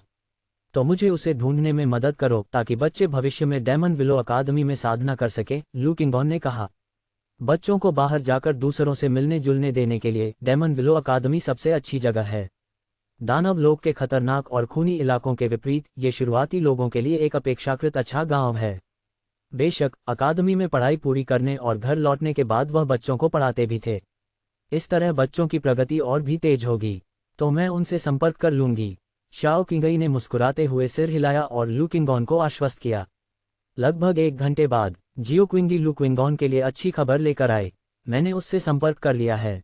वह जल्द ही डेमन विलो अकादमी लौटने वाला है। तुम कब मेरे साथ उस पर घात लगाने के लिए फुर्सत में हो? खांसी, मेरा मतलब है उससे मिलने के लिए। शियाओ किंगई ने तुरंत अपनी बात सुधारी। उसका चेहरा अजीब सा हो गया था। उस पर घात लगाकर हमला करें? मुझे ऐसा क्यों लग रहा है कि आपने उससे संपर्क ही नहीं किया? मैं हमेशा खाली रहती हूँ, लू किंगॉन ने कहा। ठीक है, तो हम अंधेरा होते ही निकलेंगे। जियाओ किंगई ने अपनी आंखें सिकुड़ी और शरारती अंदाज में हंस पड़ी। लू किंगन, ओल्ड शियाओ कुछ अजीब क्यों लग रहा है? अध्याय 45। डीन को रोकें और पिछले दरवाजे से निकलें। लू किंगॉन को जो कुछ भी समझ नहीं आता था वह सीधे पूछ लेता था। बूढ़े शियाओ, मुझे ऐसा क्यों लग रहा है कि आप मुझसे कुछ छिपा रहे हैं? सीधे सीधे बता दीजिए। इस बार मैं दानव विलो अकादमी के डीन से मिलने जा रहा हूं, न केवल अपने बच्चे को दानव विलो अकादमी में दाखिला दिलाने के लिए, बल्कि भविष्य में दानव विलो अकादमी के समय के खजानों का स्वतंत्र रूप से उपयोग करने के लिए भी। अकादमी में पिछले दरवाजे से प्रवेश करना और बच्चे को समय के उन अनमोल पलों का अधिक बार उपयोग करने की अनुमति देना। चूंकि उसके पास क्षमता थी, इसलिए उसे निश्चित रूप से अपने बच्चे को सर्वोत्तम स्तर के संसाधन उपलब्ध कराने चाहिए थे। शाओ किंगई यह भी जानता था कि वह लू किंगॉन से इसे छुपा नहीं सकता, इसलिए उसने थोड़ा शरारती मुस्कान के साथ कहा, मेरा छोटा शिष्य बहुत होनहार है। दानव विलो अकादमी से स्नातक होने के बाद वह वहां शिक्षक भी बन गया और कई वर्षों से पढ़ा रहा है। डीन के साथ उसके संबंध काफ़ी अच्छे हैं, लेकिन आप ये भी जानते हैं कि उस बुजुर्ग का पता लगाना आम लोगों के लिए मुश्किल है और वह लोगों से मिलना पसंद नहीं करता। इसलिए मुझे अपने छोटे शिष्य से पता चला है कि वह आज रात अकादमी लौट रहा है। हम सीधे जाकर उसे रोकेंगे। हमारी ताकत से, भले ही वह हमें देखना न चाहे, हम उसे ज़रूर रोक लेंगे। लू किंगॉन ने सोचा था कि शियाओ किंगई सचमुच दानव विलो अकादमी के डीन से सीधे मिल सकता है, लेकिन पता चला कि वह इस तरीके का इस्तेमाल कर रहा था। हालांकि बूढ़ा शियाओ भी एक प्रतिभाशाली व्यक्ति था, ये भी एक तरीका ही था। ठीक है, तो क्या हम पहले आपके छोटे प्रशिक्षु से मिलने चलें? ये भी ठीक है, उसे देखे हुए काफ़ी समय हो गया है। ये छोटे बदमाश कई सालों से मुझसे मिलने नहीं आए हैं। जब वे छोटे थे तो साल में एक बार श्रद्धांजलि देने आते थे। अब वे कुछ दशकों में एक बार ही आते हैं। इस बारे में बात करते हुए जियाओ किंगई के चेहरे पर लाचारी के भाव थे, मानो वह किसी बूढ़े विधुर की तरह अकेलेपन से ग्रस्त हो। फिर हम दोपहर के भोजन के बाद रवाना होंगे। ठीक है। कुछ लोगों ने साथ में दोपहर का भोजन किया। जाने से पहले उन्होंने सबसे पहले वांग दुवानशान से मुलाकात की और फिर अपनी दोनों बेटियों को बताया कि वह थोड़ी देर के लिए बाहर जा रहे हैं और बाद में लौट आएंगे। उनकी दोनों बेटियां अच्छे व्यवहार वाली थीं और घर पर ऊबती नहीं थीं, इसलिए उनमें से किसी ने भी साथ जाने की इच्छा नहीं जताई। जाने से पहले उसे अचानक कुछ याद आया और उसने लुओ डेनहोंग और जू यूनई की ओर देखा। मेरी योजना है कि बच्चे बाद में डेमन विलो अकादमी में साधना करें। अगर आप दोनों के पास समय हो तो कृपया दोनों पक्षों को जोड़ने वाला एक टेलीपोर्टेशन फॉर्मेशन बनाने में मेरी मदद करें ताकि भविष्य में बच्चों के लिए आना जाना आसान हो जाए। उन्हें हर दिन लाना ले जाना उनके लिए असुविधाजनक था। अकादमी से सीधे जुड़े टेलीपोर्टेशन फॉर्मेशन की मदद से बच्चे खुद वापस लौट सकते थे, जो कहीं अधिक सुविधाजनक होता। लुओ डेनहोंग ने मुस्कुराते हुए कहा, यह मुश्किल नहीं है। ठीक है, तो मैं आप पर भरोसा करूंगा। बातचीत के बाद वह और शियाओ किंगई एक साथ आंगन से बाहर चले गए। 15 मिनट बाद उनकी आकृतियां डेमन विलो अकादमी के ऊपर दिखाई दीं। तेज धूप आसमान में चमक रही थी। लू किंगॉन हवा में खड़ा था, उसके वस्त्र तेज गर्म हवा में लहरा रहे थे। नीचे से देखने पर डेमन विलो अकादमी पहाड़ों के बीच सुप्त अवस्था में पड़े एक प्राचीन विशालकाय ढांचे की तरह प्रतीत होती थी। बिखरे हुए मंडप गहरे काले जैद पत्थर की नींव पर बने थे, उनकी छज्जे आकाश को भेदती विलो की पत्तियों की तरह ऊंची उठती थीं। गलियारों की परतें हल्की बैंगनी धुंध से ढकी हुई थीं। अकादमी के केंद्र में एक विशाल गहरे काले रंग का विलो वृक्ष खड़ा था जिसकी पहुंच बादलों तक थी। इसका तना घने चांदी के प्रतीकों से ढका हुआ था और इसकी शाखाएं समय के पर्दे की तरह नीचे लटकी हुई थीं। विलो का प्रत्येक पत्ता तारों की रोशनी से जगमगा रहा था। ये वास्तव में अकादमी का संरक्षक खजाना टाइम फ्लो डेमन विलो था। इस समय बिना हवा के ही विलो की शाखाएं हिलने लगीं, जिससे 10 ली के दायरे में व्याप्त शैतानी ऊर्जा एक भंवर में परिवर्तित हो गई और अकादमी को एक मायावी अवरोध में घेर लिया। क्या ये टाइम फ्लो डेमन विलो समय के खजानों के साथ मिलकर सचमुच 1 से 300 की समय प्रवाह दर प्राप्त कर सकता है? यदि ऐसा है तो कितने लोग इस डेमन विलो अकादमी में प्रवेश पाने के लिए बेताब होंगे? लू किंगॉन ने मन ही मन बुदबुदाया। अन्य जो डेमन विलो अकादमी में प्रवेश करना चाहते थे वे यूं ही प्रवेश नहीं कर सकते थे, भले ही वे बलवान हो। ये पर्याप्त नहीं था, उन्हें लिखित और मार्शल आर्ट की परीक्षाएं भी उत्तीर्ण करनी पड़ती थीं। बेशक कुछ शक्तिशाली व्यक्तियों ने गुप्त रास्तों का इस्तेमाल करने या बल प्रयोग की धमकियों का सहारा लेने की कोशिश की, लेकिन बिना किसी अपवाद के परिणाम एक ही थे। ये बेकार था। डेमन विलो अकादमी के डीन दानव लोक के 10 शीर्ष शक्तिशाली व्यक्तियों में से एक थे। इसके अलावा डेमन विलो अकादमी से स्नातक होने वाला एक और शक्तिशाली व्यक्ति भी शीर्ष 10 शक्तिशाली व्यक्तियों में से एक था। टाइम फ्लो डेमन विलो द्वारा अकादमी की रक्षा किए जाने के कारण अन्य शीर्ष स्तरीय शक्तिशाली संस्थानों को भी इसके प्रभाव से बचना होगा। इसके अलावा डेमन विलो अकादमी से स्नातक करने वाले और दानव लोक के भीतर विभिन्न बलों में सक्रिय रहे कई विशेषज्ञों का उल्लेख करना भी जरूरी है। ये कहा जा सकता है कि इसके छात्र पूरी दुनिया में फैले हुए थे और कोई भी आसानी से डेमन विलो अकादमी को नाराज करने की हिम्मत नहीं करता था। जब तक एक अजेय अस्तित्व, एक अजेय शक्ति होने के नाते लू किंगॉन दानव विलो अकादमी को नाराज नहीं करेगा। पहली बात तो ये कि अकादमी की मंशा अच्छी थी और दूसरी बात ये कि अकादमी ने उसे कभी नाराज नहीं किया था। शाओ जू, तुम्हारे गुरु यहाँ हैं, बाहर आओ और मेरा अभिवादन करो। हवा में खड़े होकर शाओ किंगई के होंठ ऊपर की ओर मुड़े हुए थे और उसने एक जेड स्लिप के माध्यम से अपनी आवाज प्रसारित की। कुछ ही क्षण बाद एक अधेड़ उम्र का व्यक्ति डेमन विलो अकादमी के नीचे से तेजी से ऊपर की ओर उड़ गया। उन्होंने विद्वतापूर्ण हरे रंग का चोला पहना हुआ था, उनकी भौहें और आंखें स्थिर थीं। उनके हर हाव भाव से विद्वतापूर्ण आभा झलकती थी जो धार्मिक मार्ग से परिपूर्ण थी। लू किंगॉन ने शियाओ किंगई के छोटे शिष्य सोंग जू को लंबे समय से नहीं देखा था। उसे अब देखकर वह कुछ आश्चर्यचकित रह गया।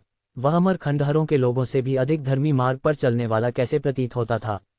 गुरुजी, सोंग जू मुस्कुराते हुए तेजी से उनके पास पहुंचा। हा, शाओ जू, तुम काफी समय से अपने गुरु से मिलने नहीं आए, तुम्हें मार पड़नी चाहिए। शाओ किंगई हंसी। गुरुजी, आपका शिष्य शिक्षण में व्यस्त है, इसलिए खुद का क्लोन बनाना थोड़ा मुश्किल है। सोंग जू ने अभी इतना ही कहा था कि उसने बगल में बैठी लू किंगॉन की ओर देखा और फिर उसके मुंह से निकले शब्द गले में ही अटक गए। उसकी आंखें अचानक चौड़ी हो गईं। अरे मूर्ख लड़के, क्या तुम भूल गए हो कि यह कौन है? क्या तुम उसका अभिवादन नहीं करोगे? शियाओ किंगई ने कहा। नमस्कार शाश्वत रात्रि वरिष्ठ, बहुत समय हो गया जब हम आखिरी बार मिले थे। सोंग जू के चेहरे पर उत्साह झलक रहा था और उन्होंने तुरंत सम्मानपूर्वक झुककर प्रणाम किया। शाश्वत रात्रि दानव सम्राट 1000 वर्षों से अधिक समय से गायब था। उसे उम्मीद नहीं थी कि वह आखिरकार लौट आएगा। लू किंगॉन मुस्कुराए और बोली, सचमुच बहुत समय हो गया जब हम आखिरी बार मिले थे। इतने सालों में आप काफी बदल गए हैं। नहीं, जूनियर तो अभी भी वैसा ही है, लेकिन सीनियर मुझे बिल्कुल अलग एहसास देता है। सोंग जू तुरंत संयमित हो गया और जब उसने बोलना शुरू किया तो उसके चेहरे पर सादगी भरी ईमानदारी झलक रही थी और उसने अपना सिर खुजाया। लू किंगॉन मुस्कुराए और बोली, मैं कुछ समय के लिए अमर खंडहरों में गई थी, इसलिए कुछ बदलाव होना स्वाभाविक है। इस बार मुझे आपको परेशान करना पड़ेगा। मुझे याद है कि आप तलवारबाजी का अभ्यास करते हैं, इसलिए यह अनमोल तलवार ले लीजिए। जब वह यहाँ आया तो उसने वांग दुआनशान से 10वें रैंक की अद्वितीय खजाने वाली तलवार प्राप्त की थी।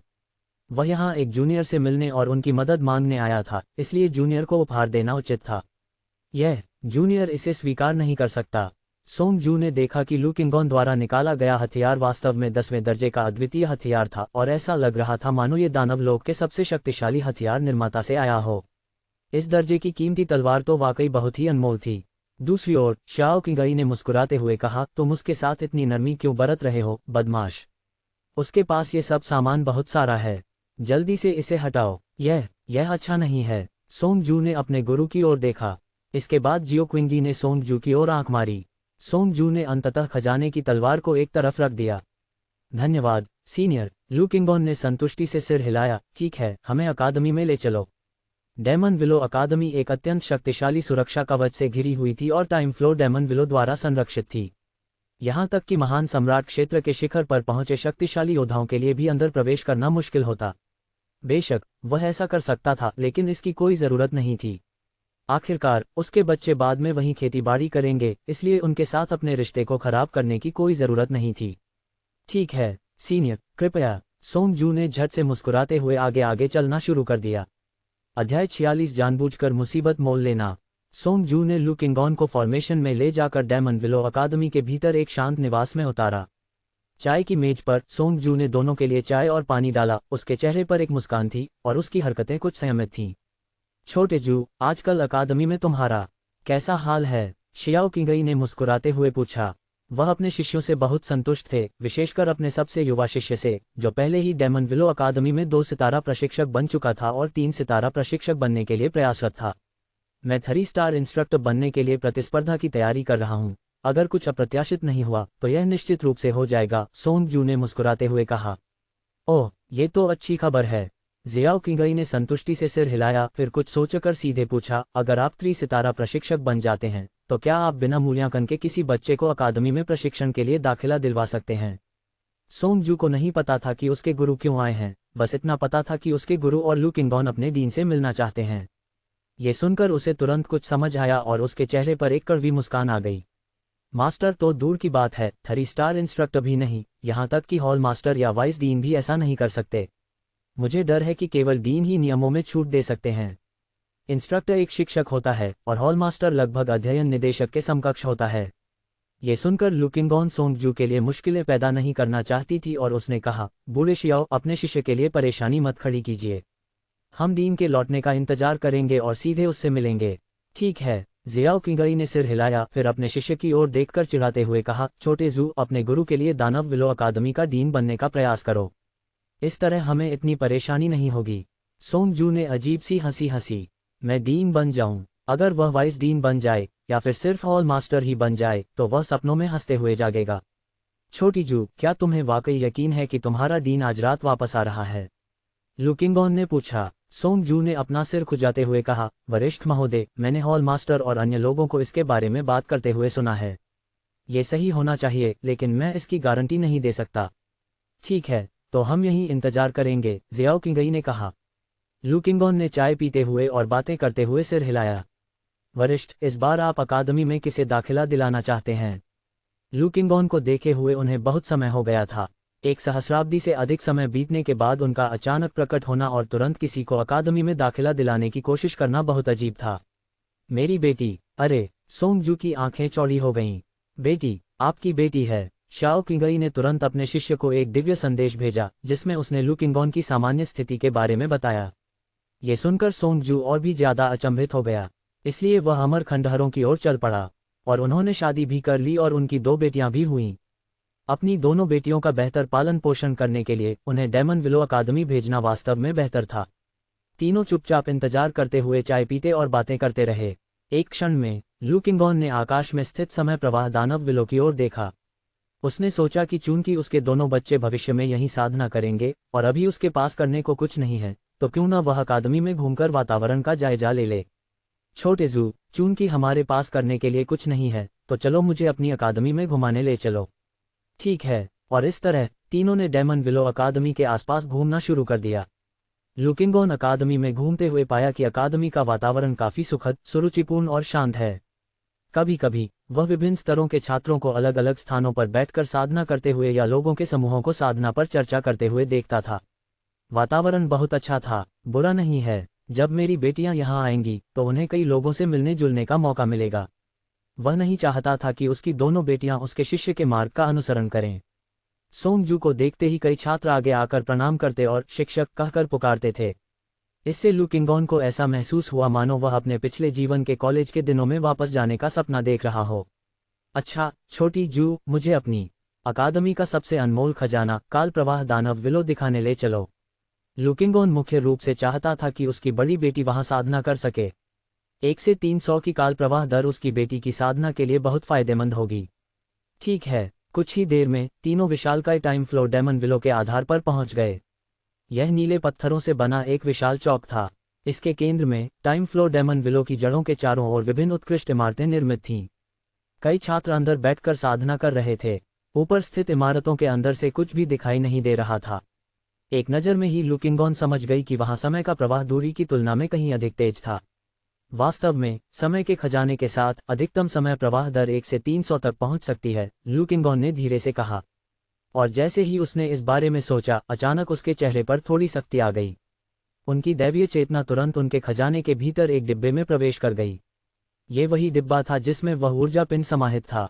इस समय ऊर्जा पिंड बेतहाशा कांप रहा था, मानो वह बॉक्स के बंधन से मुक्त होकर बाहर उड़ जाना चाहता हो।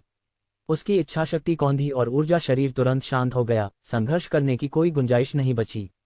हालांकि वह अब भी महसूस कर सकता था कि ऊर्जा शरीर लालसा से भरा हुआ था। ऐसा लगता है कि यह टाइम फ्लो डेमन विलो के लिए तरस रहा है। लू किंगॉन ने अपने सामने मौजूद टाइम फ्लो डेमन विलो को घूर कर देखा। इसलिए इसकी पुष्टि करने के लिए उसने स्थिति का जायजा लेने के लिए टाइम फ्लो डेमन विलो के पास जाने की तैयारी की। यह ऊर्जा का स्रोत आकाश से परे से आया था और अत्यंत रहस्यमय था। इसे समझना शायद उसके लिए ज्यादा उपयोगी न हो, लेकिन इससे उसके बच्चों को लाभ हो सकता है। रुकना। जैसे ही लू किंगॉन आगे बढ़ने ही वाला था, अचानक शून्य लोक से एक व्यक्ति प्रकट हुआ। लू किंगॉन के सामने आकर उसने अपना हाथ बढ़ाकर उसे रोक दिया। लू किंगॉन ने प्रकट हुए व्यक्ति की ओर देखा। जो व्यक्ति आया वह एक अधेड़ उम्र का आदमी था, जिसकी उम्र और साधना का स्तर लगभग सोंग जू के समान था और दोनों ही प्रारंभिक महान सम्राट क्षेत्र में थे। मामूली अंतर यह था कि इस व्यक्ति में विद्वतापूर्ण आभा कम थी और तीक्ष्ण बुद्धि अधिक थी। सोंग जू झट से आगे बढ़ा। लू होंग, तुम क्या कर रहे हो? तुम शाश्वत रात्रि दानव सम्राट को रोकने की हिम्मत कैसे करते हो? ये लू होंग उनकी डेमन विलो अकादमी में 2 सितारा प्रशिक्षक था। ये दोनों कौन हैं? ये हमारी डेमन विलो अकादमी से नहीं है और इन्हें टाइम फ्लो डेमन विलो के पास आने की अनुमति नहीं है। लू होंग ने भावहीनता से कहा, तुम नहीं जानते कि मैं कौन हूँ।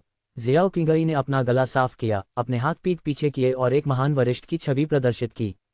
लेई शियाओ महान सम्राट के रूप में उनकी पहचान राक्षसी लोक में सर्वविदित थी। बहुत कम लोग ऐसे थे जो उन्हें नहीं पहचानते थे। तथापि शाओ किंगई, जो एक तरह का प्रदर्शन करना चाहती थी, लू होन के अगले वाक्य से अचंभित रह गई। मुझे नहीं पता, लेकिन खैर आज मैं इस जगह की रखवाली कर रहा हूँ। हमारी अकादमी के अलावा किसी को भी टाइम फ्लोर डेमन विलो के पास आने की अनुमति नहीं है। यह अकादमी का नियम है। लू होन ने कहा, क्या तुम मुझे पहचानते भी नहीं हो? जियाओ किंगई ने भौहें चढ़ाते हुए कहा, क्या ये बच्चा सचमुच उसे नहीं पहचानता, या वह पहचानने का नाटक कर रहा है? लू होन ने स्वाभाविक रूप से शियाओ किंगई को पहचान लिया, लेकिन इससे क्या फर्क पड़ता है? लेई शियाओ महान सम्राट वास्तव में शक्तिशाली थे, लेकिन ये डेमन विलो अकादमी थी।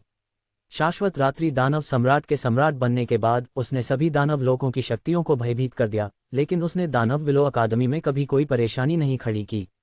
लेई शियाओ महान सम्राट, जो शाश्वत रात्रि दानव सम्राट से कहीं अधिक कमजोर था और संभवतः उनके दीन से भी हीन था, यहाँ किसी भी तरह से सम्मान के पात्र नहीं थे।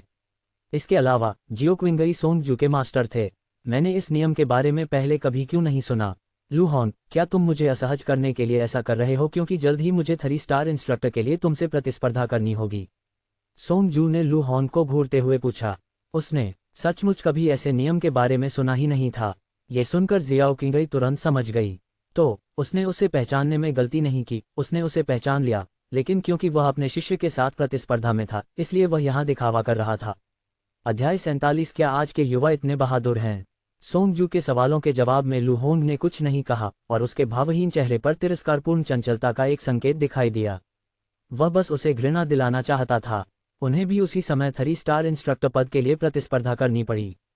इस बार उनमें से केवल एक, लू होंग और सोंगजू, ही 3 स्टार इंस्ट्रक्टर बन सका, और वास्तव में वह शिक्षण स्तर में सोंगजू से थोड़ा ही कमतर था। इससे वह बेहद दुखी हो गया, क्योंकि इस बात की प्रबल संभावना थी कि वह सोंगजू के साथ प्रतिस्पर्धा करने में सक्षम नहीं होगा। शाओ किंगई ने लू होंग की मौन सहमति और ऐसे रवैये को देखकर लू होंग को घूरते हुए कहा, अगर कोई अप्रत्याशित घटना नहीं हुई है, तो आपके पीछे कोई शक्तिशाली वरिष्ठ व्यक्ति जरूर होगा। बताए, कौन है? उसने उसे पहचान लिया, और फिर भी उसका रवैया ऐसा था जैसे बिना सोचे समझे कि उसके पीछे कोई वरिष्ठ अधिकारी होना चाहिए जिसकी तुलना उससे की जा सके। पूरे दानव लोक में केवल 1 दर्जन या उससे कुछ अधिक लोग ही ऐसे थे जिनकी तुलना उससे की जा सकती थी। डेमन विलो अकेडमी का डीन बनना तो बिल्कुल भी संभव नहीं था। वह हमेशा से ही एक अकेला और एकांतप्रिय व्यक्ति रहा था। लू होंग चुप रहा। सोंगजू ने कहा, गुरुजी, उनके चाचा अकादमी के उपडीन हैं। तो बात यह है, तुम सचमुच उस बूढ़े लू किंगजू के भतीजे हो। क्या तुम्हें पता है कि जब लू किंगजू मुझे देखते हैं तो वे आदरपूर्वक मुझे, साथ ही दाओइस्ट शियाओ कहकर पुकारते हैं। बोलते समय शियाओ किंगई का चेहरा थोड़ा ठंडा पड़ गया, और उसने अचानक लू होंग को डराने के इरादे से अपनी महान सम्राट क्षेत्र की शिखर साधना की शक्ति का प्रदर्शन किया। उन्हें यह मानने से इनकार था कि वे इस बच्चे से निपट नहीं सकते। लू होंग ने शांत चेहरे से कहा, वरिष्ठ, मैं तो बस नियमों के अनुसार ही काम कर रहा हूँ। क्या आप अपनी ताकत और वरिष्ठता से मुझे डराना चाहते हैं? लू होंग को अडिग देखकर शियाओ किंगई थोड़ी चिढ़ गई। अगर सच में कुछ नियम होते भी, तो भी अगर उसे सही व्यवहार करना आता तो वह आंखें बंद करके उन्हें टहलने जाने देता। इसमें क्या बुराई थी? अब ये स्पष्ट हो गया था कि यह मामला सचमुच उसके शिष्य से जुड़ा था। हम बस एक सरसरी नजर डालने के लिए अंदर जाएंगे और बाहर आ जाएंगे, लू किंगॉन ने इस समय शांत भाव से कहा। वह किसी कनिष्ठ कर्मचारी के लिए भी मुश्किलें पैदा नहीं करना चाहता था। लू होंग ने लू किंगॉन की ओर देखा। उसने लू किंगॉन को पहले कभी नहीं देखा था, और वह लू किंगॉन की साधना शक्ति को महसूस नहीं कर पा रहा था, लेकिन चूंकि वह शियाओ किंगई के साथ यहाँ प्रकट हुआ है, इसलिए वह भी महान सम्राट स्तर की साधना का धारक होना चाहिए। लेकिन जहां तक सोंगजू का सवाल है, आज चाहे कोई भी आए, वह उन्हें अंदर नहीं आने देगा। कोई समझौता नहीं। आज मेरे यहाँ रहते हुए अगर शाश्वत रात्रि दानव सम्राट भी आ जाए तो वह एक कदम भी अंदर नहीं रख पाएगा। लू होंग ने आत्मविश्वास से घोषणा की। जैसे ही ये शब्द कहे गए, उनके आसपास का माहौल अचानक शांत हो गया। शाओ किंगई और सोंगजू ने लू होंग को ऐसे देखा मानो वे किसी मूर्ख को देख रहे हों। तुम्हारी हिम्मत कैसे हुई? अगर तुम्हारे चाचा यहाँ आते तो क्या वो ऐसी बातें कहने की हिम्मत करते? और तुमने सचमुच मुझसे ये कहा? खांसी, शांत हो जाओ। इस दानव विलो अकादमी में अंधाधुंध लोगों को मारना ठीक नहीं है। आखिर तुम अब भी तो चाहती हो कि तुम्हारा बच्चा यही साधना करे। जियाओ किंगई ने देखा कि लू किंगॉन इस समय लू होंग को देख रही है, और वह तुरंत लू किंगॉन के पास आए, दोनों हाथों से उसका हाथ पकड़ा और उसे शांत करने का संदेश दिया। मुझे गुस्सा नहीं आ रहा, बस थोड़ा अजीब लग रहा है। अभी तो सिर्फ 1000 साल ही बीते हैं और जूनियर भी शाश्वत रात्रि दानव सम्राट की उपाधि का मजाक उड़ाने की हिम्मत कर रहे हैं। लू किंगॉन को सच में गुस्सा नहीं आया था, बस आश्चर्य हुआ था। आखिरकार ये लड़का डेमन विलो अकादमी का प्रशिक्षक था, इसलिए उसे मूर्ख नहीं होना चाहिए था। उस समय उसने दानव लोक में कई लोगों को मार डाला था और उसकी क्रूरता की ख्याति सर्वविदित थी। यद्यपि उसके निर्णायक और निर्मम दिनों को बीते हजारों वर्ष बीत चुके हैं, फिर भी उसकी क्रूरता की ख्याति आने वाली पीढ़ियों को भयभीत करेगी। ये सुनकर श्याओ किंगई की आंखों में एक अजीब भाव उभर आया। कुछ देर हकलाने के बाद उसने कहा, शायद ये बच्चा थोड़ा भोला है। उसने पहले ही एक संभावना के बारे में सोच लिया था। लू किंगोन को एहसास हुआ कि शियाओ किंगई उससे कुछ छिपा रही होगी, और उसने संचार के माध्यम से पूछा, क्या आपको कोई अंदरूनी जानकारी पता है? जियाओ किंगई ने अजीब तरह से अपने होंठ सिकुड़े और ट्रांसमिशन के जरिए जवाब दिया, क्या आप सचमुच जानना चाहते हैं? बकवास करना बंद करो, सीधे बोलो। शाओ किंगई के पास कोई विकल्प नहीं था। उसने गहरी सांस ली और कहा, इसका आपके शिष्य से कुछ न कुछ संबंध जरूर होगा। उससे संबंधित? लू किंगोन और भी अधिक आश्चर्यचकित हो गई। शाओ किंगई ने संदेश भेजा, कहानी लंबी है। संक्षेप में, आपके शिष्य ने आपके 500 वर्षों से अधिक समय तक गायब रहने के बाद सार्वजनिक रूप से दावा किया कि वह आपसे अधिक शक्तिशाली है और उसने अपनी ताकत का प्रदर्शन भी किया। उसने यहाँ तक कहा कि यदि आप प्रकट होते हैं तो वह आपको आसानी से हरा देगा, और अब उसका दानव सम्राट पद भी पूरी तरह से उसका है, इत्यादि। इसके बाद उसने दानव लोक में अपने कुछ शिष्यों को भी इकट्ठा कर लिया। मेरा अनुमान है कि लू होंग वंश का आपके शिष्य से कुछ संबंध हो सकता है। हो सकता है कि उनका ब्रेन वॉश किया गया हो। आखिरकार ये सभी जूनियर ही थे। उन्होंने स्वयं नरसंहार के देवता लू किंगोन के आतंक को नहीं देखा था। ये सुनकर लू किंगोन चुप हो गई। उनका शिष्य, उसने एक पल सोचा, फिर अपना सिर हिलाया। रहने भी दो। शाओ किंगई ने लू किंगोन की प्रतिक्रिया देखी और उसे दिलासा देते हुए संदेश भेजा, गुस्सा मत हो। चाहे कुछ भी हो जाए, वह अभी भी तुम्हारा शिष्य है। शायद उसकी हरकतें तुम्हारे अचानक चले जाने से भी कुछ हद तक जुड़ी हुई हैं। उन्होंने लू किंगोन के शिष्य को भी बड़े होते देखा था, इसलिए वह नहीं चाहते थे कि इन दोनों गुरु शिष्य के बीच का रिश्ता नकारात्मक दिशा में विकसित हो। हालांकि लू किंगोन ने सिर हिलाया और मुस्कुराते हुए कहा, कोई बात नहीं। इस बच्चे के लिए यह महत्वाकांक्षा रखना काफी अच्छा है। जियो क्विंगई। फिर लू किंगोन ने लू होंग की ओर देखा। वह इस कनिष्ठ से बहस करने में बहुत आलसी था और उसने कुछ नहीं कहा। उसकी आकृति पलक झपकते ही गायब हो गई। पलक झपकते ही वह टाइम फ्लोर डेमन विलो के सामने पहुंच चुका था। वह बस ये देखना चाहता था कि वह जीव विशेष रूप से किस चीज की लालसा कर रहा है। अपना काम पूरा करने के बाद वह इस जगह से चला जाएगा। लू होंग ने लू किंगोन को पलक झपकते ही गायब होते देखा और तुरंत पुष्टि की कि लू किंगोन की शक्ति महान सम्राट स्तर के शिखर पर थी। क्षेत्र, चाहे लू किंगोन महान सम्राट क्षेत्र के शिखर पर ही क्यों न हो, उसने जबरदस्ती घुसपैठ करने का साहस किया। उसने उनकी दानव विलो अकादमी को बिल्कुल भी महत्व नहीं दिया। उसकी आंखें ठंडी पड़ गईं। पलक झपकते ही वह लू किंगोन के पास पहुंच गया, जो अब समय प्रवाह दानव विलो के सामने आश्चर्य से भरी नजरों से खड़ी थी। उसने गहरी आवाज में कहा, मैं तुम्हें तुरंत पीछे हटने का आदेश देता हूं। यहां से निकल जाओ, वरना कार्रवाई करने के लिए मुझे दोष मत देना। लू किंगोन इस समय पूरी तरह से बॉक्स के भीतर ऊर्जा निकाय की विसंगति को महसूस करने पर ध्यान केंद्रित कर रहा था, इसलिए उसके पास लू होंग से निपटने का समय नहीं था। अच्छा, तो फिर मुझे असभ्य होने के लिए दोष मत देना, लू होंग ने गहरी आवाज में कहा। फिर उसने अपने शरीर पर अपनी साधना का प्रयोग किया और लू किंगोन को पकड़ने के लिए हाथ बढ़ाया। उसे इस बात का जरा भी डर नहीं था कि लू किंगोन की साधना उससे कहीं अधिक थी। अगर लू किंगोन ने दानव विलो अकादमी में पलटवार करने और उस पर हमला करने की हिम्मत की, तो ये पूरी दानव विलो अकादमी के खिलाफ जाने जैसा होगा। यहाँ तक कि शाओ किंगई जैसा शक्तिशाली व्यक्ति भी डेमन विलो अकादमी जैसी विशालकाय संस्था का सामना करते हुए यह विचार करेगा कि क्या उसके पास इतनी ताकत है। हालांकि जैसे ही उसका हाथ लू किंगोन को छूने वाला था, लू किंगोन ने अचानक अपना सिर घुमाया और ठंडी निगाहों से उसे देखा। बस एक पल की झलक थी। उसकी हरकतें अचानक रुक गईं और फिर वह अचानक अनियंत्रित रूप से घुटनों के बल बैठ गया, मानो उसने पूरे एज्योर क्लाउड कॉन्टिनेंट को अपनी पीठ पर धो रखा हो। बैंग बैंग, उसके घुटने नीले पत्थर पर जोर से टकराए, जिससे 2 बड़े गड्ढे बन गए। उसकी आंखें चौड़ी हो गईं, उसका पूरा शरीर बेहद ठंडा पड़ गया, उसका दिमाग उथल पुथल में था और उसकी आंखों के सामने नरक जैसा दृश्य उभर आया। ये दृश्य देखकर शियाओ किंगई और सोंग जू दोनों अवाक रह गए। उन्होंने इतना लापरवाह व्यक्ति पहले कभी नहीं देखा था। उन्हें बस यह नहीं पता था कि क्या वर्तमान लू किंगोन अभी भी मनमाने ढंग से लोगों को मार डालेगा। अगर उसने लू होंग को मार डाला तो वह निश्चित रूप से डेमन विलो अकादमी के विरोधी पक्ष में होगा। अध्याय 48 गुरु और शिष्य एक साथ तरबूज खाते हैं। लेकिन ठीक इसी क्षण गुरु और शिष्य दोनों ही घटनाओं को और आगे बढ़ने से नहीं रोक सकते थे। उनकी ताकत लू किंगोन की ताकत से बहुत कम थी, इसलिए वे केवल किनारे खड़े होकर देखते रह गए। यदि लू किंगॉन क्रोधित हो गया तो इस समय जल्दबाजी में आगे बढ़ना उसके क्रोध को और भी भड़का सकता है। शिष्य, क्या तुम कुछ खाना चाहते हो? इस समय जियाओ किंगई को पता नहीं चला कि उसने कहाँ से एक तरबूज निकाला। उसने हल्के से अपने हाथों से उसे 2 हिस्सों में तोड़ा और एक हिस्सा अपने शिष्य को दे दिया। सोंग जू ने सिर हिलाया और उसे ले लिया। बस इसी तरह गुरु और शिष्य तरबूज खाने लगे और वहां की स्थिति को समझने लगे। लू किंगॉन ने थोड़ा सा दबाव कम किया और फिर लू होन को नजरअंदाज करते हुए ऊर्जा शरीर की स्थिति को ध्यानपूर्वक महसूस करना जारी रखा। निगल जाना। वह स्पष्ट रूप से यह समझ सकता था कि यह ऊर्जा निकाय अपने विचारों को व्यवस्थित कर रहा था और व्यापक रूप से एक ही विचार को प्रकट कर रहा था। उसे खा जाना था। जब लू किंगॉन चुपचाप खड़ी होकर टाइम फ्लोर डायमंड विलो को देख रही थी, तब जमीन पर घुटने टेक कर बैठी लू होंग आखिरकार उस प्रलयकारी दृश्य से उबर गई। उसने पाया कि वह पूरी तरह पसीने से भीग चुका था, लेकिन जब उसने उठने की कोशिश की तो चाहे उसने कितनी भी कोशिश की हो, ऐसा लगा जैसे उसने अपने शरीर पर से नियंत्रण खो दिया हो। वह बस खड़ा नहीं हो पा रहा था। वह गुस्से से कांप रहा था। धत्तेरी की, ये व्यक्ति महान सम्राट क्षेत्र के शिखर पर होना चाहिए, और वह कोई साधारण महान सम्राट क्षेत्र का विशेषज्ञ नहीं होना चाहिए। उसने तो अपनी उच्च साधना का इस्तेमाल करके उसे अपमानित भी कर दिया। डायमंड विलो अकादमी में उस पर हाथ उठाने की उसकी हिम्मत कैसे हुई? उसने पाया कि उसका मुंह थोड़ा हिल सकता है, इसलिए उसने तुरंत एक जादुई मंत्र का जाप किया ताकि डायमंड विलो अकादमी के लोगों को यहाँ की स्थिति से अवगत कराया जा सके। जल्दी आओ। संयुक्त मंत्र का प्रभाव लहरों की तरह फैल गया। बस एक पल ही बीता। टाइम फ्लो डायमंड विलो के ऊपर एक आकृति तेजी से प्रकट हुई।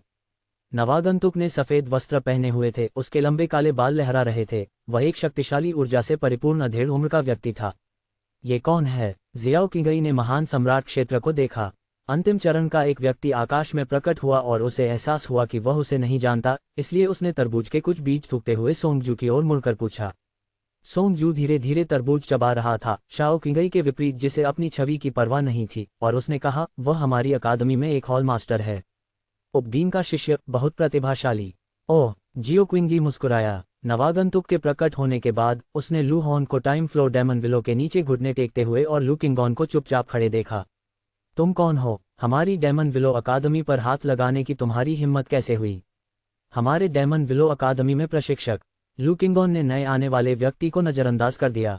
इस समय ऊर्जा शरीर की स्थिति को बेहतर ढंग से समझने के लिए उसने अपनी आंखें बंद कर ली थीं। कितनी हिम्मत है! नवागंतुक दहाड़ा और लू हॉन को बचाने के लिए नीचे जाने की तैयारी करने लगा। उसी समय उसने लू किंगॉन पर शैतान सम्राट ध्वनि तरंग गुप्त तकनीक का प्रयोग किया ताकि लू हॉन को नियंत्रण से बचने में मदद मिल सके। लेकिन ठीक उसी समय लू किंगॉन ने 2 शब्द कहे, कोलाहलयुक्त। जैसे ही उसकी शांत आवाज गुजरी, एक ध्वनि तरंग उत्पन्न हुई जो नवागंतुक की ध्वनि तरंग गुप्त तकनीक से टकरा गई। नवागंतुक की ध्वनि तरंग आक्रमण तकनीक ऐसी थी मानो एक छोटी सी बारिश की बूंद समुद्र से मिलती है और तुरंत उसमें समा जाती है। भयानक ध्वनि तरंग पलक झपकते ही अधेड़ उम्र के व्यक्ति के पूरे शरीर पर छा गई। फिर 2 धमाकों के साथ नवागंतुक सचमुच हवा में घुटनों के बल गिर पड़ा। उसके घुटने शून्य लोक से टकराए और दोनों टक्कर बिंदुओं ने शून्य लोक के एक बड़े हिस्से को तुरंत चकनाचूर कर दिया। सफेद कपड़े पहने उस अधेड़ उम्र के व्यक्ति ने स्वयं उन सभी चीजों का अनुभव किया जो लू हॉन ने अभी अभी अनुभव की थीं।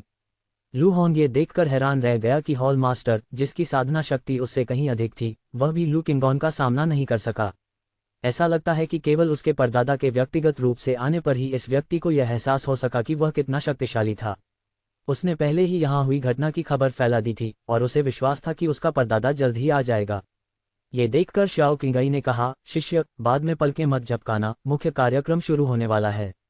अरे, मेरा तरबूज लगभग खत्म हो गया है, अभी वह टुकड़ा मत खाना, मेरे लिए छोड़ दो। ठीक है। सोंगजू ने जल्दी से सिर हिलाया, लेकिन तरबूज खाने की उसकी गति कम नहीं हुई, बल्कि थोड़ी बढ़ गई। उनके बोलने के तुरंत बाद अगले ही पल हरे सफेद रंग का लंबा गाउन पहने एक बूढ़ा व्यक्ति ऊंचे आकाश में प्रकट हुआ, किसी को नहीं पता कब। उनके आगमन से शून्य लोक का एक बड़ा हिस्सा तुरंत शांत हो गया। पहले जो कुछ हद तक बेचैन करने वाली हवा की आवाजें आ रही थीं, वे भी अचानक बंद हो गईं। सब कुछ जितना शांत हो सकता था उतना शांत था, जैसे आधी रात के सन्नाटे में कोई सामूहिक कब्र हो। वह यहाँ है। नवागंतुक को देखकर जियाओ किंगई के होंठ ऊपर की ओर मुड़ गए। उस नवागंतुक का नाम लू किंगशू था, जो डायमंड विलो अकादमी का उपदीन था और जिसे किंगमिंग डेविल सम्राट के नाम से जाना जाता था। उसके पास किंगमिंग सम्राट क्षेत्र है और उसके किंगमिंग डोमेन के भीतर सब कुछ अपनी 5 इंद्रियों को खो देता है और शून्यता में विलीन हो जाता है। इस समय जैसे ही लू किंगशू यहाँ पहुंचे, उन्होंने तुरंत यहाँ की स्थिति देखी। खासकर अपने भतीजे और शिष्य को घुटने टेकते हुए देखकर उन्हें पता चल गया कि उनका सामना एक दुर्जेय प्रतिद्वंद्वी से हुआ है। इसलिए उन्होंने तुरंत अपना डोमेन जारी कर दिया। 1000 मील के दायरे में स्थित क्षेत्र तुरंत शून्य क्षेत्र में प्रवेश कर गया। उसकी नज़र 2 लोगों पर पड़ी। एक था जियो क्विंगई। इस समय जियाओ क्विंगई अपने दोनों कनिष्ठों पर हमला करने वाले व्यक्ति की तरह नहीं दिख रही थी, इसलिए ये केवल कोई दूसरा अजनबी ही हो सकता है। उसका सारा ध्यान लू किंगॉन पर केंद्रित हो गया, और इसी क्षण लू किंगॉन ने भी अपनी आंखें खोलीं, क्योंकि लू किंगक्सू के क्षेत्र में खींचे जाने के बाद उस ऊर्जा शरीर ने कोई असामान्य हलचल नहीं दिखाई।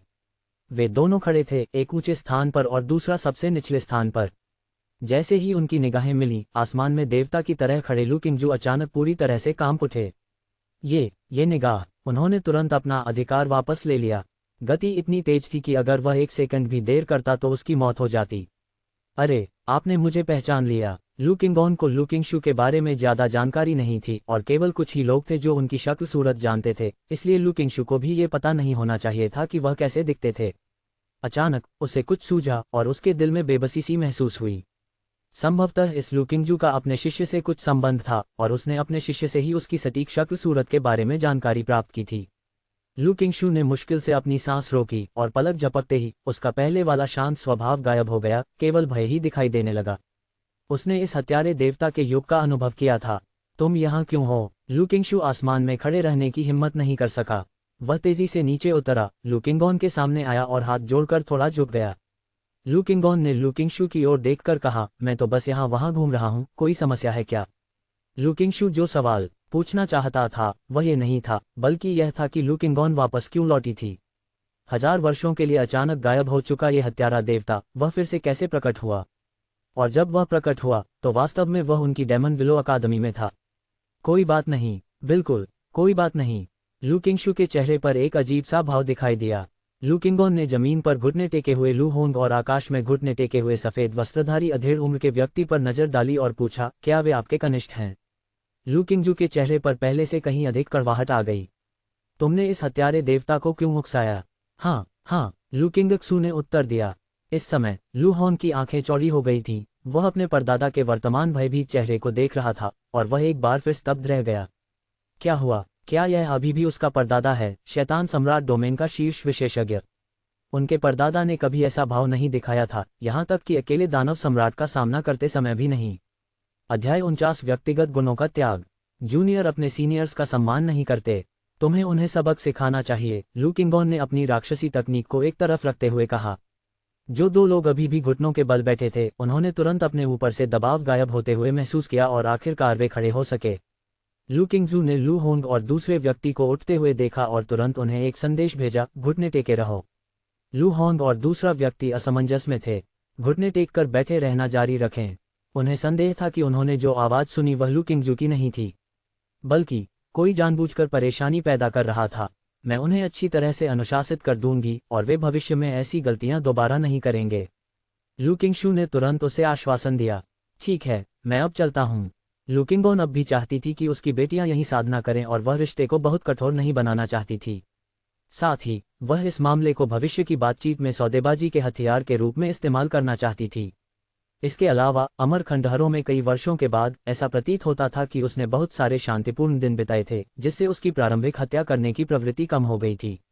और हाल ही में उस घटना का अनुभव करने के कारण इस छोटी सी बात ने उनमें कोई और भावनाएं उत्पन्न नहीं की। इस भावना को शब्दों में बयान करना कठिन था। उसने लू किंगशू पर ध्यान देना बंद कर दिया। ऊर्जा शरीर के विशिष्ट विचारों को मोटे तौर पर समझने के बाद अब यहाँ इसका अध्ययन करने की कोई आवश्यकता नहीं थी। इस ऊर्जा निकाय का परीक्षण करने का यह सही समय नहीं था। उसे इस बात का यकीन नहीं था कि यह ऊर्जा पिन टाइम फ्लो डेमन विलो पर क्या प्रभाव डालेगा। इसे जल्दबाजी में छोड़ने से पूरा टाइम फ्लो डेमन विलो नष्ट हो सकता था। भविष्य में भी उसे अपनी दोनों बेटियों की साधना को और भी बेहतर बनाने में मदद करने के लिए समय के खजानों के साथ सहयोग करने के लिए इस टाइम फ्लो डेमन विलो पर निर्भर रहने की आवश्यकता होगी। लू किंगॉन जियो क्विंगई की ओर चला गया। लू किंगशू ने देखा कि लू किंगॉन अब उसकी ओर ध्यान नहीं दे रही है और उस जगह से जा रही है। उसने अपनी निगाहें नीचे कर लीं और जो कुछ हुआ था उस पर जल्दी से विचार करने लगा। इस शाश्वत रात्रि दानव सम्राट का वास्तव में क्या अर्थ था? अगर यह अतीत का शाश्वत रात्रि दानव सम्राट होता तो यह स्थान अब तक खून की नदी बन चुका होता। चाचा जी, क्या हम अब उठ सकते हैं? लू होंग की आवाज़ लू किंगजू के कानों में पड़ी और उसके विचारों को बाधित कर दिया। लू किंगजू ने लू होंग और दूसरे व्यक्ति की ओर देखकर कहा, उठो। उठते ही वे तेजी से लू किंगशू के पास पहुंचे। इस समय भी उनके दिलों में उमड़ा सदमा जरा भी कम नहीं हुआ था। आखिर हुआ क्या? चाचा जी, ये क्या हो रहा है? आपने उसके साथ ऐसा बर्ताव क्यों किया? वो कौन है? लू होंग ने पहली बार अपने चाचा को किसी के साथ इस तरह का व्यवहार करते देखा था। डेमन विलो अकादमी के वाइस डीन के रूप में डीन का सामना करते समय भी उन्होंने कभी ऐसा व्यवहार नहीं दिखाया था। उसने तो अभी उस आदमी को तुम कहकर भी पुकारा। तुम दोनों मूर्ख हो। अगर ये अतीत की बात होती तो तुम 800 बार मर चुके होते, और तुमने लगभग मुझ पर विपत्ति ला ही दी थी। लू किंगजू ने माथे पर शिकन डालते हुए कहा। उसे अभी भी समझ नहीं आ रहा था कि लू किंगॉन वापस क्यों आया है या यहाँ क्या कर रहा है। लेकिन भले ही उसे समझ ना आया हो, वह इस बात से बहुत क्रोधित था कि लू होंग और दूसरे व्यक्ति ने इस हत्यारे देवता को उकसाया था। नहीं चाचा जी, आप मुझे क्यों डांट रहे हैं? ये वही है जो अपनी प्रबल साधना और शक्ति के बल पर हम पर अत्याचार कर रहा है। तो फिर वो अपनी प्रबल साधना और शक्ति का इस्तेमाल करके मुझे क्यों नहीं धमकाता? तुमने ही उसे उकसाया होगा। अच्छा हुआ मैंने उसे पहचान लिया, वरना मेरी जान खतरे में पड़ जाती। जैसे जैसे लू किंगशू इसके बारे में सोचता गया, उसका डर बढ़ता गया। अगर उसने उस समय लू किंगॉन पर सीधा हमला कर दिया होता तो मामला गंभीर हो जाता। उन पुराने शैतानों के नक्शे कदम पर चलते हुए पल भर में ही नष्ट हो गए। गुरुजी, वह वाकई बहुत शक्तिशाली हैं और महान सम्राट क्षेत्र के शिखर पर भी हैं। लेकिन पूरे दानव लोक में आपसे अधिक शक्तिशाली लोग बहुत कम हैं, है ना? सफ़ेद वस्त्रधारी अधेड़ उम्र के व्यक्ति ने भौहें चढ़ाते हुए कहा। यहाँ तक कि शियाओ किंगई भी अपने गुरु के सामने बराबरी का मुकाबला करेगा, जिससे विजेता का निर्धारण करना मुश्किल हो जाएगा। क्या तुम दोनों ने सालों तक पढ़कर अपना दिमाग खराब कर लिया है? शियाओ किंगई किसके साथ अच्छे संबंध रखती है, और मुझसे ज्यादा ताकतवर कौन है? लू किंगशू उन दोनों को देखता रहा, उसका अज्ञात क्रोध और भी उग्र होता चला गया। इस बार तो मुसीबत खड़ी करने से उसे कोई नुकसान नहीं हुआ, लेकिन कौन जानता है कि भविष्य में ये दोनों उसके लिए और भी बड़ी मुसीबत खड़ी कर दें। लू होंग और दूसरे व्यक्ति ने एक दूसरे की ओर देखा और फिर एक ही समय में उनके मन में एक जवाब आ गया। असंभव, क्या वह बहुत देर तक गायब नहीं रहा? लू होंग ने आश्चर्य से कहा। सफ़ेद वस्त्र पहने अधेड़ उम्र के व्यक्ति के हाथ में हल्की सी कंपकंपी हुई। शाश्वत रात्रि दानव सम्राट। अभी अभी जो व्यक्ति दिखा वह वास्तव में शाश्वत रात्रि दानव सम्राट था। और कौन हो सकता है? लेकिन इस बार उससे मिलने पर मुझे लगा कि वह थोड़ा बदल गया है और उसकी हत्या करने की मंशा उतनी तीव्र नहीं लगती। लू किंगक्सू ने खुद से बड़बड़ाया।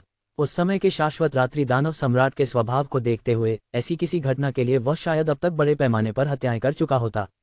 चाचा जी, भले ही वह शाश्वत रात्रि दानव सम्राट हो, उससे डरने की कोई जरूरत नहीं है। हम अब एकाकी दानव सम्राट के अधीन हैं और एकाकी दानव सम्राट उससे कमजोर नहीं है। इसके अलावा वे दोनों तो पहले ही कट्टर शत्रु बन चुके हैं, है ना? लू होंग ने जल्दी से कहा। थप्पड़। लू किंगजू अब और खुद को रोक नहीं पाए और उसने लू होंग के चेहरे पर एक जोरदार थप्पड़ मार दिया। तुम्हें क्या पता, क्या तुम रुकने से पहले मुझे सच में मारना चाहते हो? लू होंग अपनी जगह पर स्तब्ध रह गया और अपने चाचा को खाली निगाहों से घूरता रहा। उनके पिता का देहांत उनके बचपन में ही हो गया था और उनका पालन पोषण उनके चाचा ने किया। वे पिता पुत्र की तरह एक दूसरे के बहुत करीब थे और उनके चाचा उन्हें बहुत प्यार करते थे, कभी मारते नहीं थे। ये पहली बार था जब उन्हें किसी ने मारा था। लू किंगजू ने गहरी सांस ली, अपनी भावनाओं को शांत करने की पूरी कोशिश की और धीरे से कहा, तुमने अभी उसका युग नहीं देखा है। यह शाश्वत रात्रि दानव सम्राट उतना सरल नहीं है जितना तुम सोचते हो। इसके अलावा गुरु और शिष्य के बीच अभी तक लड़ाई नहीं हुई है, इसलिए कौन जीतेगा या हारेगा यह अज्ञात है। साथ ही अगर वह हमें मारना चाहे और अकेला दानव सम्राट यहाँ न हो तो उसे कौन रोक सकता है? लू किंगजू भी अपने भतीजे की बुद्धिमत्ता को लेकर असहाय था। अगर उनके संपर्कों का साथ न होता तो वे निश्चित रूप से अकादमी में रुककर पढ़ा नहीं पाते। आज से आप एकांतवास में जाएंगे। अरे, फिर से एकांतवास? और मैं जल्द ही सोंगजू के साथ 3 सितारा पद के लिए प्रतिस्पर्धा करने जा रहा हूँ। लू होंग के बोलने से पहले ही लू किंगशू ने गहरी आवाज में कहा, तो फिर तुम प्रतियोगिता छोड़ दोगे? चाचा जी, मैं ऐसा कैसे कर सकता हूँ? मैंने इस दिन का इंतजार किया है। एक शब्द भी और बोला तो मैं तुम्हें मारूंगा। अपने भतीजे को और अधिक परेशानी पैदा करने से रोकने के लिए लू किंगशू ने अंततः लू होंग को लू किंगॉन के बारे में अपनी समझ को विस्तार से समझाया। ... दूसरी ओर लू किंगॉन ने सोंगजू के साथ डेमन विलो अकादमी का दौरा करने के बाद सोंगजू के निवास पर वापसी की। मुझे लगा था कि तुम अंधाधुंध हत्याएं करोगे, लेकिन मुझे उम्मीद नहीं थी कि तुम कोई कदम नहीं उठाओगे। लगता है कि तुम पिछले कुछ सालों में काफी बदल गए हो, जियाओ किंगई ने मुस्कुराते हुए कहा। मुझे लगता है सीनियर इसका इस्तेमाल डीन के साथ बेहतर बातचीत करने के लिए करना चाहते हैं। सोंगजू को अचानक कुछ सूझा और वह बोल पड़ी। ये सुनकर जियाओ किंगई ने लू किंगोन की ओर देखा और कहा, ओह तुम तो कमाल हो। क्या उस समय तुम्हारा यही इरादा था? लू किंगोन ने बिना कुछ बोले मुस्कुरा दिया। अब शाओ किंगई और दूसरा व्यक्ति और भी अधिक आश्वस्त हो गए थे। मुझे लगता है कि लू किंगशू का भतीजा बड़ा बेवकूफ़ है। वह डायमंड विलो अकादमी में रहकर पढ़ा कैसे सकता है? शियाओ किंगई ने हंसते हुए शिकायत की। सोंगजू ने कहा, हम दोनों ने एक ही समय में अकादमी में अध्यापन के लिए प्रवेश लिया। सच कहूं तो उस समय मुझे यह अजीब लगा। उनके मूल्यांकन परिणामों से पता चला कि वे मुझसे कहीं बेहतर थे, लेकिन उनका शिक्षण स्तर मुझसे कहीं खराब था और वे बहुत ही गैर पेशेवर थे और उनमें शिक्षक की नैतिकता का अभाव था। शाओ किंगई ने स्पष्ट रूप से कहा, तो फिर सब कुछ स्पष्ट है। उसने अपने संपर्कों का इस्तेमाल किया, बेशक। हालांकि लू किंगोन के चेहरे पर शांत भाव थे। अगर आपके पास ये संपर्क होते तो क्या आप इनका इस्तेमाल करते? शाओ किंगई ने सहज भाव से कहा, बिल्कुल। एक कहावत है जिसे मैं हमेशा से सच मानती आई हूँ, व्यक्तिगत ईमानदारी को त्याग दो, नैतिक रूप से दिवालिया जीवन का आनंद लो। खुद को असुविधा पहुंचाने के बजाय दूसरों को असुविधा पहुंचाओ। नैतिकता के बिना जीवन उतना ही शानदार होता है जितना हो सकता है। बुरा नहीं है, अभी भी वही बुरा आदमी है जिसे मैं जानता हूँ। लू किंगोन मुस्कुराए। अगर उसके पास ये संपर्क थे तो उसे इनका इस्तेमाल करना चाहिए था। यही कारण था कि वह सीधे यहीं आया था। अगर डायमंड विलो अकादमी के वाइस डीन अपने भतीजे को अकादमी में पढ़ाने के लिए राजी कर सकते हैं तो उनके लिए अपनी बेटियों को यहाँ साधना के लिए लाना मुश्किल नहीं होना चाहिए, है ना? गुरुजी, जब मुझे यहाँ पढ़ाने का मौका मिला तो आपने भी? सोंगजू ने उदास चेहरे से पूछा। जियाओ किंगई ने पलकें झपकाईं। ओह जियाओजू, तुम्हारी ताकत बहुत अच्छी है, तुम्हें खुद पर शक करने की जरूरत नहीं है। उनका डायमंड विलो अकादमी से कोई संबंध नहीं था। चाहकर भी वह अपने संपर्कों का इस्तेमाल नहीं कर सकता था। ये सुनकर सोंगजू ने राहत की सांस ली। उन्हें लगा कि जान पहचान के चलते उन्हें अकादमी में रहने और पढ़ाने का मौका भी मिल गया है। फिर शाओ किंगई ने लू किंगोन की ओर देखते हुए कहा, इस घटना के बाद मुझे यकीन है कि आपका शिष्य जल्द ही आपसे मिलने आएगा। आप अपने शिष्य का सामना कैसे करने की योजना बना रहे हैं? लू किंगोन ने बड़ी शांति से कहा, गुरु और शिष्य मिलते हैं और जमकर लड़ते हैं। अध्याय 50 अकादमी इस मिसाल को कायम नहीं कर सकती। लू किंगशू के टाइम फ्लो डायमंड विलो से निकलने के बाद वह अपने निवास पर लौट आया और तुरंत एक जेड स्लिप निकालकर वर्तमान डेविल सम्राट लोनली डेमन सम्राट को एक संदेश भेजा जिसमें उसने वहां जो कुछ देखा उसकी रिपोर्ट दी। शैतान सम्राट, नमस्कार। मुझे यहाँ एक ऐसा व्यक्ति मिला है जिसमें आपको दिलचस्पी होनी चाहिए। संदेश पहुंचते ही लू किंगशू को पता था कि सामने वाला उसकी अभिव्यक्ति नहीं देख सकता, फिर भी उसने अनजाने में एक बनावटी मुस्कान के साथ यह बात कही। बहुत दूर शैतान लोक के मध्य क्षेत्र के एक निश्चित भाग में अकेला दानव सम्राट मुख्य हॉल के भीतर गहराई में बैठा था। उसकी राक्षसी ऊर्जा एक अथाह खाई की तरह विशाल थी। उसका चेहरा एक तलवार की तरह ठंडा था और उसकी निगाहें हर चीज में तबाही मचा रही थीं, मानो संहार का देवता दुनिया पर उतर रहा हो। उसकी दमनकारी आभा दम घोंट रही थी। जब उसने लू किंगशू से यह खबर सुनी तो उसके शरीर पर मौजूद शैतानी ऊर्जा, जो उस समय साधना कर रही थी, अचानक उग्र हो गई और बेतहाशा घूमने लगी। तुमने झूठ नहीं बोला, वो वापस आ गया। रिपोर्ट कर रहा हूँ शैतान सम्राट, मैं तुमसे झूठ बोलने की हिम्मत कभी नहीं करूंगा। वह शियाओ किंगई के साथ है और उसे अभी भी हमारी दानव विलो अकादमी में होना चाहिए। शाबाश, इस बार तो तुमने बहुत बड़ा पुण्य कमाया है। संदेश समाप्त होने के बाद भी एकाकी दानव सम्राट के शरीर पर मौजूद शैतानी ऊर्जा तेजी से प्रवाहित हो रही थी और उसने साधना करना बंद नहीं किया।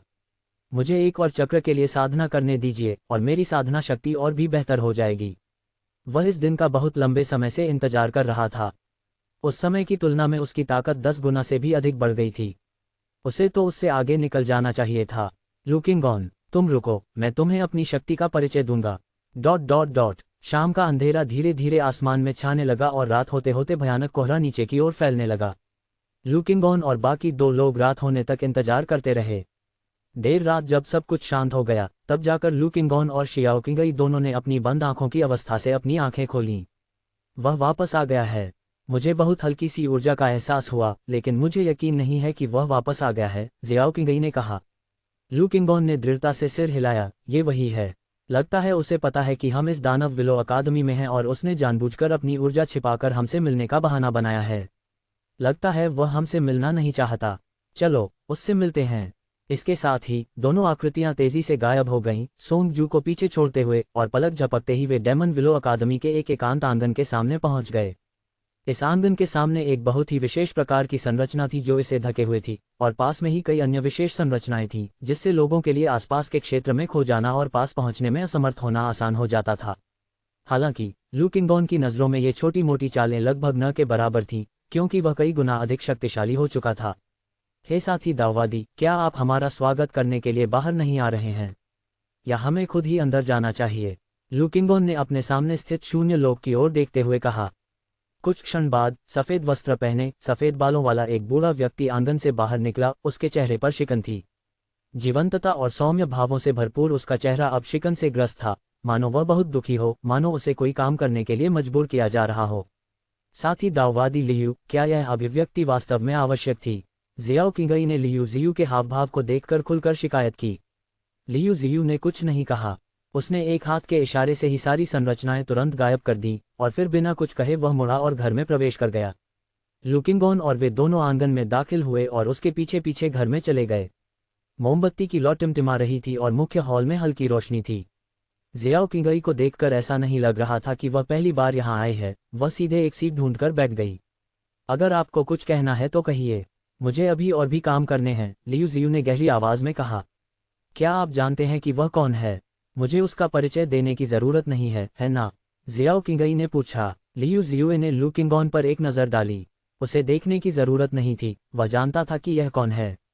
पूरे दानव लोक में ऐसे बहुत कम लोग थे जो उसे इतना संकट का एहसास करा सकते थे। लियू शियुए को सहमति में सिर हिलाते देख जियो क्विंगी ने आगे बढ़ना चाहा, लेकिन लू किंगॉन ने उसे रोक दिया।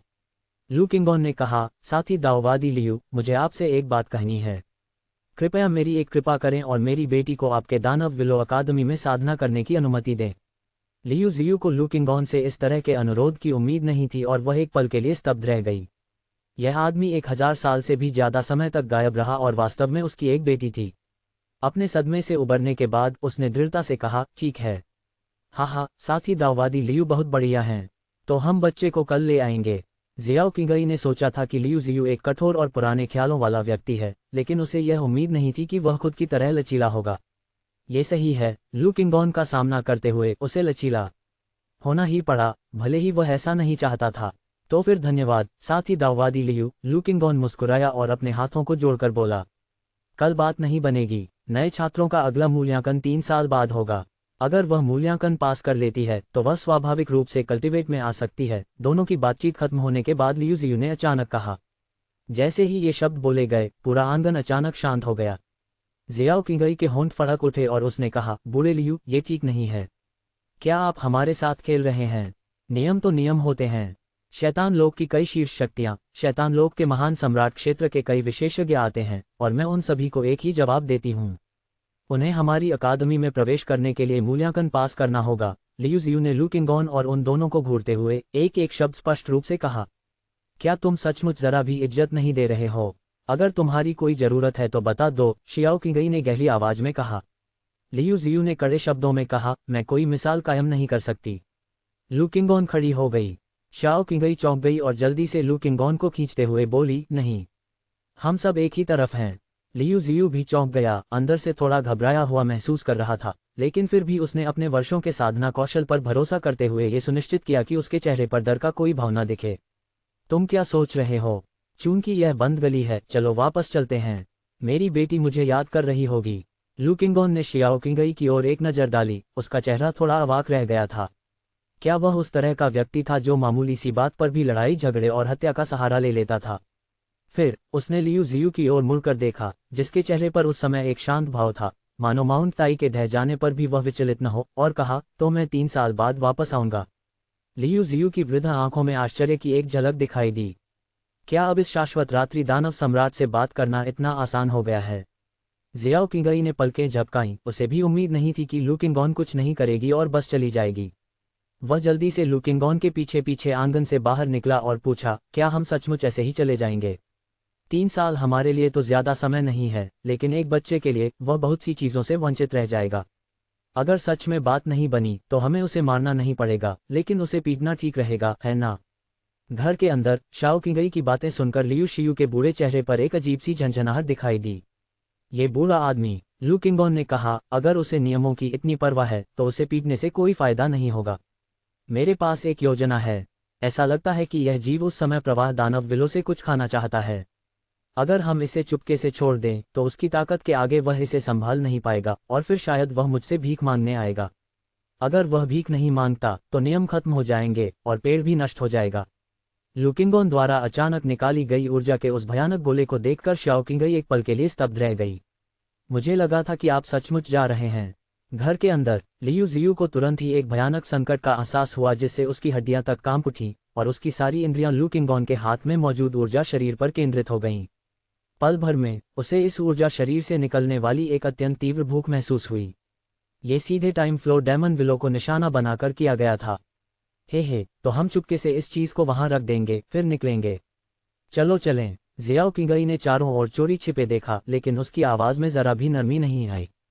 खांसी। सज्जनों रुकिए, मैंने अभी इसके बारे में सोचा और वास्तव में कुछ नियम शायद अभी भी थोड़े लचीले हो सकते हैं। बस दोस्तों, आज का एपिसोड यहीं तक। अगर कहानी मज़ेदार लगी हो तो लाइक और फिक्शन ऑडियो हब को सब्सक्राइब के साथ थोड़ा टेलीग्राम ग्रुप ज्वाइन करें, वहां आपको सबसे पहले एपिसोड अपडेट्स मिलेंगी।